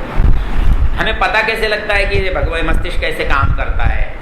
इसका नियम ये होता है, जब परीक्षण करते हैं ना, तो जैसे मान लो कि हमारे मस्तिष्क में आंख का काम किधर होता है, इसको जब जानते हैं, जांचते हैं, तो जैसे एक कुत्ते का बच्चा होता है ना, उसकी आंख कितने दिन बाद खुलती है? 7 दिन। 7 दिन तक उसकी आंख नहीं खुलती। और उसकी आंख खोल दो और मस्तिष्क को चीर दो तो पता लग जाएगा कि उसने देखा, उसने देखा है, ये मस्तिष्क से पता लग जाएगा। क्यों? कि मस्तिष्क में देखने की उस नाड़ी पर पूरी परत जमा हो जाएगी। कभी आप मस्तिष्क को खोल कर देखो, अखरोट की तरह होता है, ऊंचा नीचा ऊंचा नीचा ऊंचा नीचा ऊंचा नीचा ऐसा होता है। तो उसमें जो हिस्सा काम में आ जाता है ना, उस काम के ऊपर धूल जमा हो जाती है, सफेद सफेद सफेद से। उससे ये पता लग जाता है ये मस्तिष्क का ये हिस्सा काम में आया है, और बाकी वैसे ही रहते, इसलिए पता लगा। ऐसे ही और बहुत सारी चीजें हैं, तो खैर उसका विषय है चिकित्सा विज्ञान का, उससे अपने को क्या लेना देना। तो वो कहता है कि प्राण जो है ना, इस सब का संचालन करता है, नाड़ी तंत्र का। इसलिए परमेश्वर क्या है? बोले सहस्र शीर्षा पुरुष, सहस्राक्ष सहस्रपाद। उसमें असंख्य दर्शन शक्ति है, असंख्य ज्ञान शक्ति है, असंख्य क्रिया शक्ति है। हाथ का मतलब हाथ नहीं होता, क्रिया होता है। उसके पास हजारों हाथ है, मतलब हजारों हाथों का काम कर सकता है। पिछले दिनों हम गए, कहाँ गए थे? बिलासपुर के पास कोरबा। कोरबा में हमारे मित्र सेन जी का कोयले का वो है काम, जिसमें 10-5 हजार आदमी उनके कोयला उठा करके रेल में भरते। तो उन्होंने एक मशीन दिखाई है। वो मशीन कैसी थी? बोले इतनी मिट्टी एक बार में उठाती है जितनी 10,000 आदमी उठाए।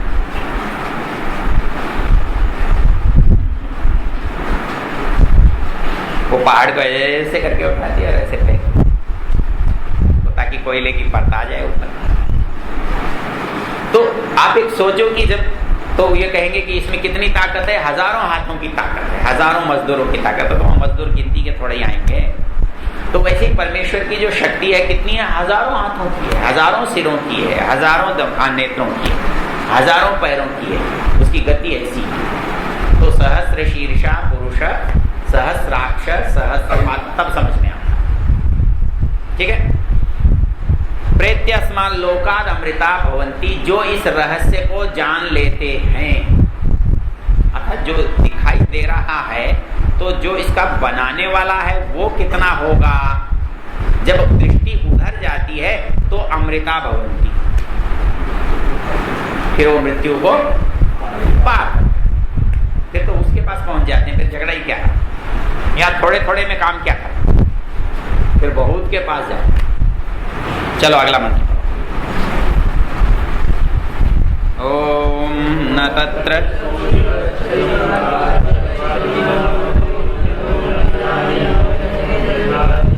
शालन्य देव तद्विदिता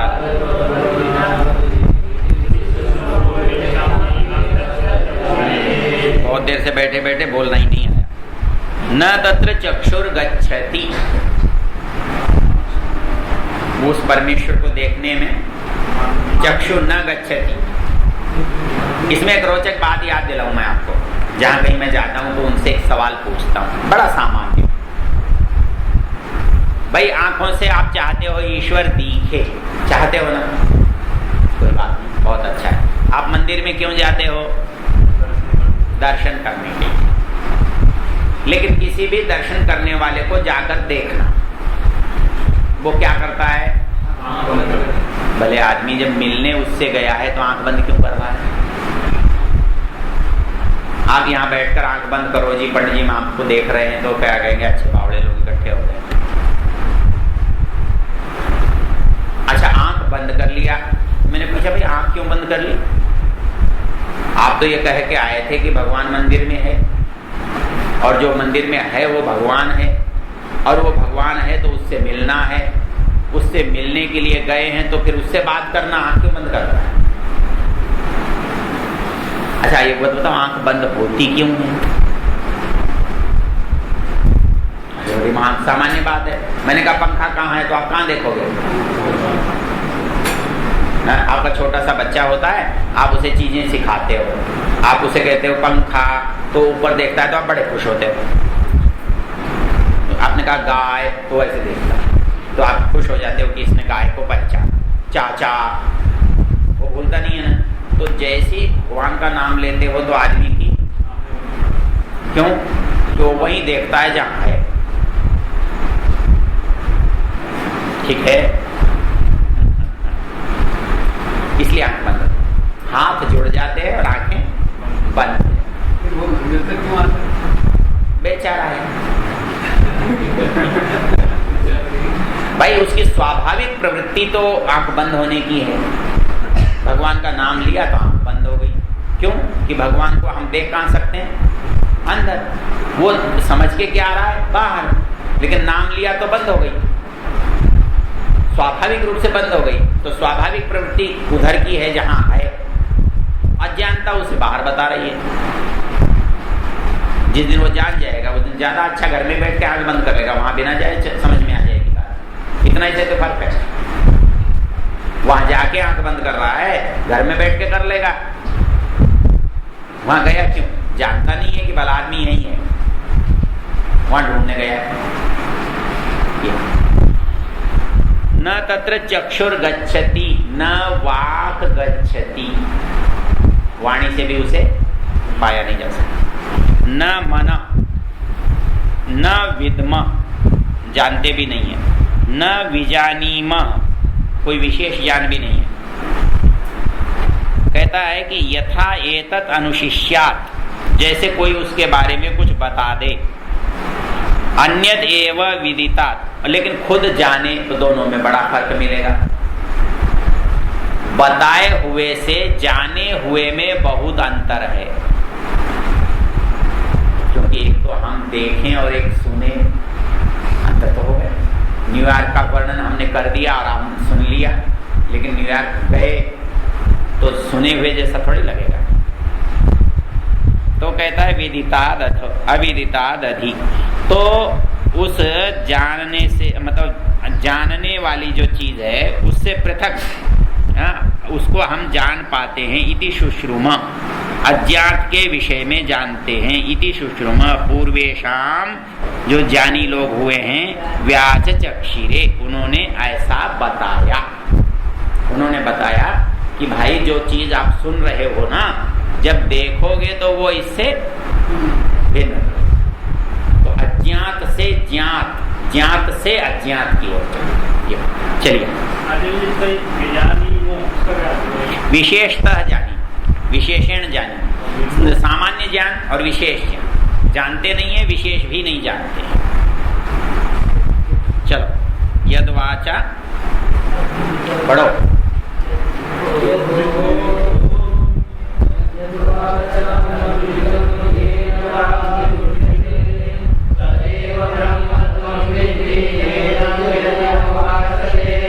अब इसमें रोचक बात है, अब ऊपर की बातों का उत्तर है। अब तक तो उसने कहा ना ये कैसे होता है, ये कैसे होता है, ये कैसे होता है, अब कहता है कि कैसे होता है, लो ऐसे होता है। यद वाचा अनभ्युदितम, आप वाणी से जिसका वर्णन नहीं कर सकते, लेकिन वाणी जिसके कारण पर प्रकाश में आती है, तो वाणी से तो उसको नहीं कर सकते, लेकिन वाणी पैदा किससे हुई? हाँ, यद वाचा अनभ्युदितम येन वाग अभ्युद्यते, बस वही समझ ले, वो ब्रह्म है। तदेव ब्रह्म त्वं विद्धि नेदम यदिदम उपासते। अरे वाणी जिसकी जानती है, पहचानती है, पकड़ करती है, वो नहीं है। ये वाणी जिससे उत्पन्न होती है वो है। तदेव ब्रह्म त्वं विद्धि नेदम यदिदम उपासते, वाणी से जिसकी उपासना करते हो वो नहीं, वाणी जिससे उत्पन्न होती है वो, उसको तुम ब्रह्म जानो। चलो आगे बोलो।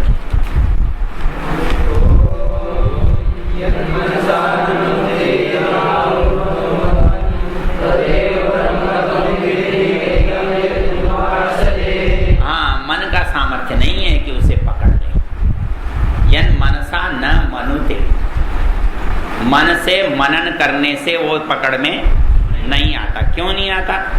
अरे मन स्वयं उससे बनाया गया है, वो स्वयं मन का निर्माता है, उसको तुम ब्रह्म जानो। तदेव ब्रह्म त्वं विद्धि नेदम यदिदम उपासते। बस जिन चीजों के पीछे भागता है ना, वो कोई ब्रह्म नहीं है, वो उनसे ये पकड़ में आने वाला नहीं। चलो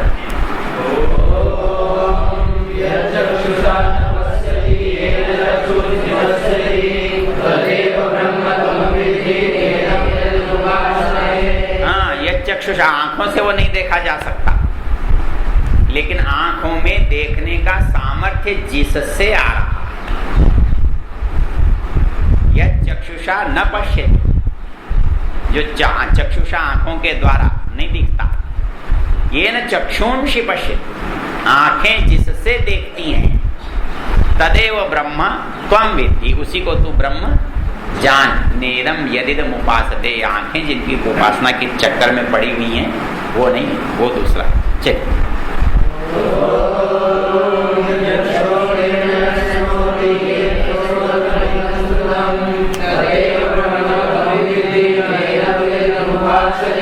हाँ, ये कान से वो पकड़ा नहीं जा सकता, कान से वो सुना नहीं जा सकता, वो शब्द नहीं है।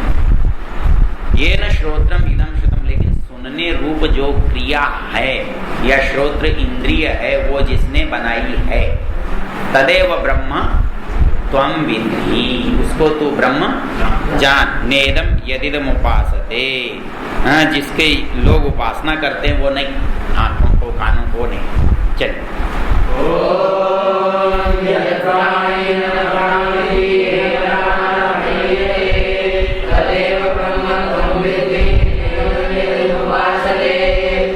कहता है जो प्राण तुम्हारे यहाँ मुख्य है, कहता है कि इस प्राण से, घ्राण से उसे तुम सांस लेते हो, उससे वो पकड़ में आ जाए, ऐसा नहीं। वो तो इस प्राण का बनाने वाला है, जिससे वो आता है उसको तू ब्रह्म जानेदम यदिदम उपासते। जिसको सामान्य लोग जिसकी उपासना करते हैं या जिसे वो समझते हैं वो नहीं है, बल्कि प्राणों का जो निर्माण करने वाला है वो है। अच्छा, ये आगे ये खंड यहाँ शुरू समाप्त होता है। मतलब इसमें मोटी बात क्या हुई कि जानने के जो साधन है ना, इन साधनों से उसे नहीं जाना जा सकता, क्योंकि ये सब साधन भौतिक हैं और भौतिक साधन भौतिक वस्तुओं को तो बता सकते हैं, लेकिन अभौतिक है आत्मा और अभौतिक है तो दोनों इनसे पकड़ में नहीं। इस पर एक उदाहरण देता हूं मैं। जब कोई आदमी मुझे कहता है ना, अजी हम तो परमात्मा को देखेंगे तो ही मानेंगे, मैंने कहा गलत बोल रहा है, गलत बोल रहा है। तो उनको भी मानता है जिन्हें देखता नहीं। कैसे? अपने यहाँ प्रत्यक्ष जो शब्द है ना, उसमें दो शब्द हैं। कौन कौन से? प्रति और अक्ष। अक्ष तो आंख के लिए आता है, प्रति प्रत्येक के लिए आता है। तो मतलब जो प्रत्येक इंद्रिय से जुड़ा है वो प्रत्यक्ष। कैसे? चलो जी, एक महिला ने भोजन बनाया, अब उसे नमक जानना है। कैसे जानोगे? क्या बोलते हो? नमक देखो, देखो इसमें नमक कैसा, बोलते हो कि नहीं? तो देखेगा क्या नमक का? कैसे दिखाई देगा? देखो ये कपड़ा कैसा, देखो ये रंग कैसा है, देखो ये सुगंध कैसी है, देखो ये शब्द कैसा है। तो देखने का अर्थ होता है जानना। रूप आंखों से जाना जाता है, शब्द कानों से जाना जाता है, गंध नासिका से जानी जाती है, स्पर्श त्वचा से जानी जाती है। इसलिए हर चीज प्रत्यक्ष होती है। रूप का प्रत्यक्ष आंखों से होता है, शब्द का प्रत्यक्ष श्रोत्र से होता है, गंध का प्रत्यक्ष नासिका से होता है, और स्वाद का प्रत्यक्ष रसना से होता है, तो स्पर्श का प्रत्यक्ष त्वचा से होता है। हर इंद्रिय का प्रत्यक्ष ही है। इसलिए ये कहना कि मैं देखूंगा तभी मानूंगा गलत है। जैसे मुझे पीड़ा हो रही है, कैसे प्रत्यक्ष करोगे? आंखों से। मुझे भूख लग रही है, कैसे प्रत्यक्ष करोगे? मुझे प्रसन्नता है, कैसे प्रत्यक्ष करोगे? तो इसलिए ये कोई तर्क नहीं है कि हम देखेंगे उसी को मानेंगे, जो नहीं दिखता उसे नहीं मानेंगे, ऐसा नहीं। हर वस्तु के जानने का अपना अपना प्रकार है, उससे उसको जानेंगे।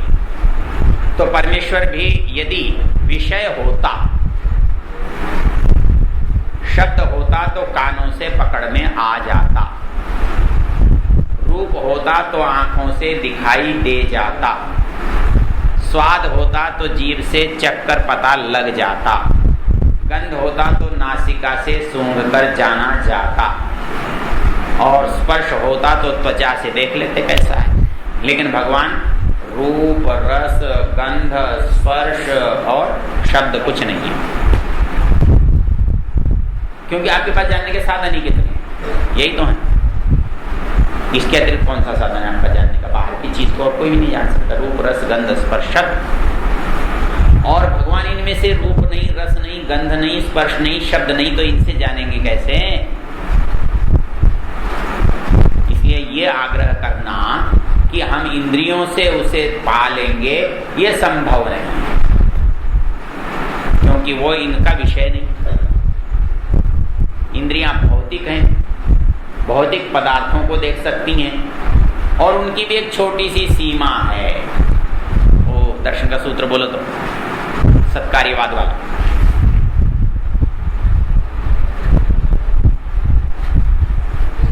असद अग्रहणात् उपादान ग्रहणात् सर्व संभवाभावात् शक्तस्य शक्य कार्यकरणात् कारण भावाच्च कार्यम सत्। और कोई चीज दिखाई नहीं देती इसके लिए भी तो कारिका है। अति दूरात, हाँ, अति दूरात, सामीप्यात और व्यवधानात्, समानाभिभवात्, समानाभिहाराच्च। अति दूरात्, सामीप्यात्, इंद्रियघातात्, मनोनवस्थानात्, सौक्ष्म्यात्, व्यवधानात्, अभिभवात्, समानाभिहाराच्च। मुझे देर से याद आई, पर आप एमए में कभी पढ़ी थी, सन 70 में पढ़ी थी। तो कहता है कोई चीज क्यों नहीं दिखाई देती? अति दूरात, कहीं दूर होने से दिखाई तो है, नहीं है, आप ऐसा नहीं कह सकते। सामीप्यात, आंखों का काजल आपको दिखाई नहीं देता। इंद्रिय घातात, आंख में चोट लग गई, दिखाई नहीं देता। मनो अनवस्थानात, सब कुछ है पर मन वहां नहीं है, नहीं दिखाई देता। बोले आपने देखा क्या? बोले मेरा ध्यान ही नहीं था। मनोवस्थानात, सौक्ष्म्यात, कोई चीज बहुत सूक्ष्म होने के कारण। व्यवधानात, इस दीवार के पीछे है, बीच में व्यवधान आ गया, नहीं दिखाई देता। और समानाभिहाराच्च, दिन में तारे नहीं दिखते क्योंकि सूर्य का प्रकाश उनको दबा लेता है। मतलब आप किसी चीज को वैसी चीज में लेकर डाल दें तो पता नहीं लगता। रुई, क्या नाम, वो राई उठाई और राई के ढेर में आपने मुट्ठी भर डाल दिया, छांटते फिर वो कौन से दाने डाले थे। तो कोई ये कहे कि कोई चीज दिखाई नहीं देती इसलिए नहीं है, ये बात गलत। क्योंकि कोई चीज बहुत दूर है इसलिए दिखाई नहीं देती। यहां से हिमालय बहुत दूर है, दिखाई नहीं देता। कोई बहुत नजदीक है इसलिए दिखाई नहीं देता। बहुत अति दूरात, सामीप्यात, भाई आंख में कुछ वो आ गया, मोतियाबिंद, तो भी दिखाई नहीं देता। इंद्रिय घातात और मनोवस्थानात तो बहुत होता है। देखो सारे सो रहे हैं, जो बैठे बैठे थक गए, नहीं है, अब इनकी भी गलती नहीं है, तो 2-2.5 घंटे हो गए तो सोएंगे ही बेचारे, क्या करें। अब इनसे पूछो कि तुम क्लास में बैठे थे, क्या क्या सुना, तो कहेंगे पता नहीं। क्यों भाई, बैठे तो यहीं थे, फिर क्यों नहीं सुना? क्योंकि मनो अनवस्थानात, मन उस काम में नहीं था इसलिए नहीं सुनाएंगे।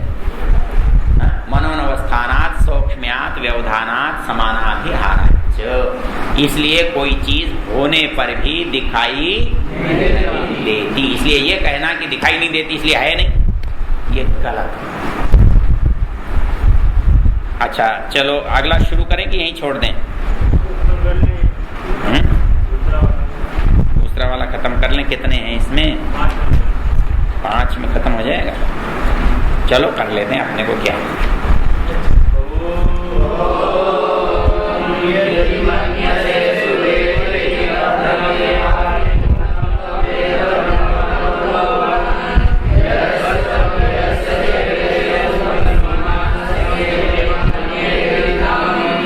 हाँ, अब यहाँ से वो बात चल रही है कि उस परमेश्वर के बारे में जो हमारी धारणा है ना, वो कैसे काम करती है।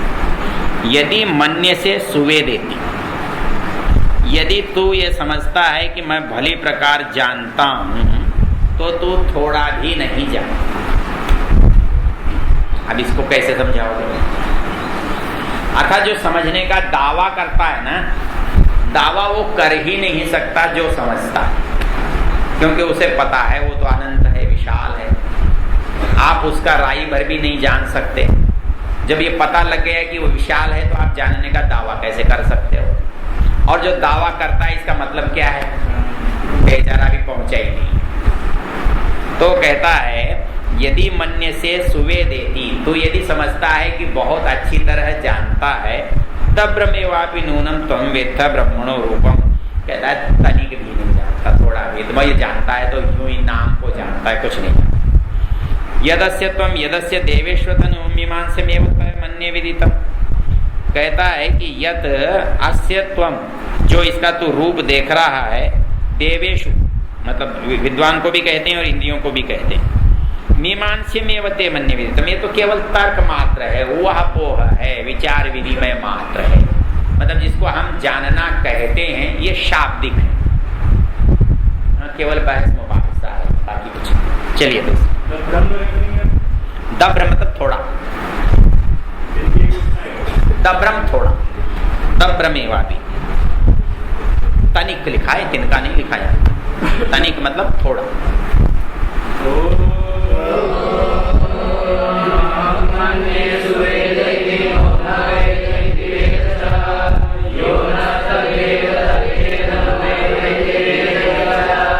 अब ये केवल भाषा का कमाल है। वो ये कहता है ना हम मन्ने सुवेदेति। देखो भाई, मैं ये तो नहीं कहता मैं उसे जानता हूं, लेकिन ये भी नहीं कह सकता कि मैं उसे नहीं जानता। ना हम मन्ने, मैं उसे अच्छी तरह से तो नहीं जान सका। ना हम मन्ने सुवेदेति, लेकिन नोन वेदेति वेदच, लेकिन ये भी नहीं है कि बिल्कुल ही नहीं जानता है ना, जानता हूं, थोड़ा सा जानता। यो नस तद्वेद तद्वेद नोन वेदेति वेदच, जो कहता है मैं जानता हूं वो नहीं जानता है, जो कहता है कि मैं नहीं जान पाया हूं वो कुछ जानता है। मतलब जितना जितना उस दिशा में बढ़ेगा उतना उतना उसे लगेगा कि अरे तो कुछ भी नहीं जाना। जरा वो बोलो तो, हाँ बोलो, अरे पूरा बोलो भले लगो। यदा किंचिज्योऽहं द्वीप इव मदान्धः समभवं तदा सर्वज्ञोऽस्मीत्यभवदवलिप्तं मम मनः। यदा किंचित् किंचित् बोधजनसकाशादवगतं तदा मूढोऽस्मीति ज्वर इव मदो मे व्यपगतः। भर्तृहरि महाराज कहते हैं कि जब मैं थोड़ा जानता था तो जानने का इतना दम्भ था मेरे पास, सर्वज्ञोऽस्मीत्यभवदवलिप्तं मम मनः। तभी सोचा सब चल, पता है मुझे सब, चल ये भी जानता हूँ, ये भी जानता हूँ, ये भी जानता हूँ, सब आता है, सब आता है, कहता है ना आदमी, हाँ सब मालूम, चलो। तो होता क्या है, सर्वज्ञोऽस्मि यदा किंचित ज्योऽहं द्विपैव मदान्धः समभवम्, मदमत हाथी की तरह सब जानता हूँ। सर्वज्ञोऽस्मीत्यभवद यदा किंचित किंचित बुधजन सकाशाद, विद्वानों के बीच में बैठना पड़ा ना तो पता लगा तो कुछ भी नहीं आता। तो मेरा जो जानने का दम्भ था वो बुखार की तरह से उतर गया। ज्वर इव मदो में व्यपगत, जैसे दवा खाने के बाद बुखार उतर जाता है, बोले ऐसे ही मेरा जानने का दम्भ जो है विद्वानों के पास बैठने से उतर गया। तो कहते हैं ना हम मन्ने सुवेदेति नोन वेदेति वेदच, यो नस तद्वेद तद्वेद नोन वेदेति वेदच। जो कहता है नहीं जान पा रहा हूँ, थोड़ा जान पाया हूँ, वो तो जानता है, और जो दूसरा है नहीं जानता। चलिए,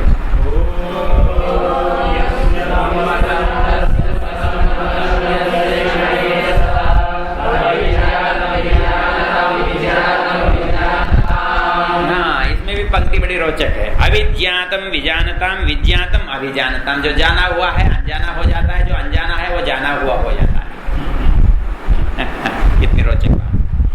कहता है अविज्ञातम विजानताम, जो नहीं जाना है उसको जानो, है जानने, और जो अविज्ञातम जो जाना हुआ अभिजानताम, मतलब जो जानता है वो नहीं जानता है, जो नहीं जानता है वो जानता है। जाना हुआ अजाना हो जाता है और अजाना हुआ जाना हुआ हो जाता है। तो यस्या मतम तस्य मतम, जो कहता है मैं जानता हूं तस्य नहीं जानता। मतम यस्य न वेदस, कहता है जो नहीं जानता वो कुछ जानता है, और जो जानता है वो कुछ भी नहीं जानता है। वो ऊपर वाली बात तो दूसरे शब्दों में कहा। चलिए,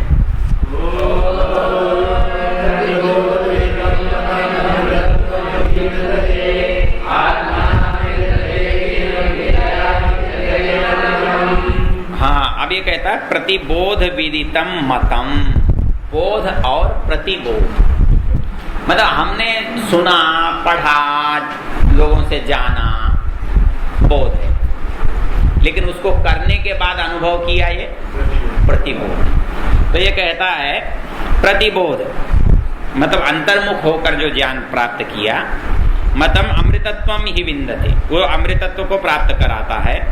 आत्मना विन्दते वीर्यम विद्यया विन्दते अमृतम, कहता है आत्मा से, आत्मा की शक्ति से जो बल मिलता है, जो ज्ञान मिलता है, जो प्रतिबोध होता है, उससे अमृतम विन्दते, अमरता को प्राप्त करता है। मतलब वो हमारे पास क्या है, केवल बोध है, शाब्दिक ज्ञान, तर्क वितर्क है, सुनी सुनाई बात है। लेकिन ये सुनी सुनाई बात जब अनुभव में आती है तब वो क्या बन जाता है, प्रतिबोध।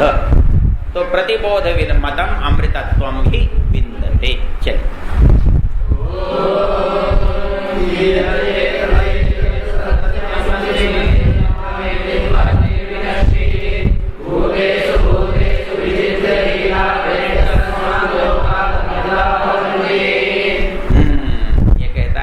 जीवन की सफलता किसमें है?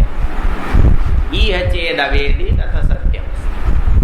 यदि तुमने इस जीवन में जान लिया तो तुम्हारा जीवन ठीक है, सत्यम अस्ति, सार्थक है, जन्म लेना सफल है। यह चेद अनावेदी महती विनष्टि, फिर तो सिवाय विनाश के कुछ भी नहीं है। महती विनष्टि, महान विनाश।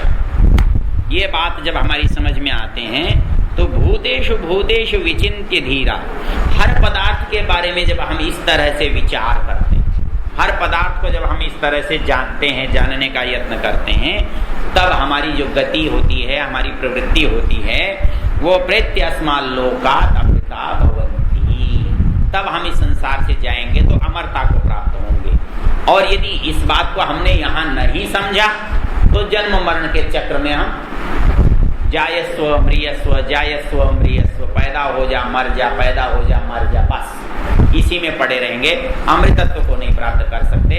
इसलिए कहता है इह चेदवेदी तथा सत्यमस्ति।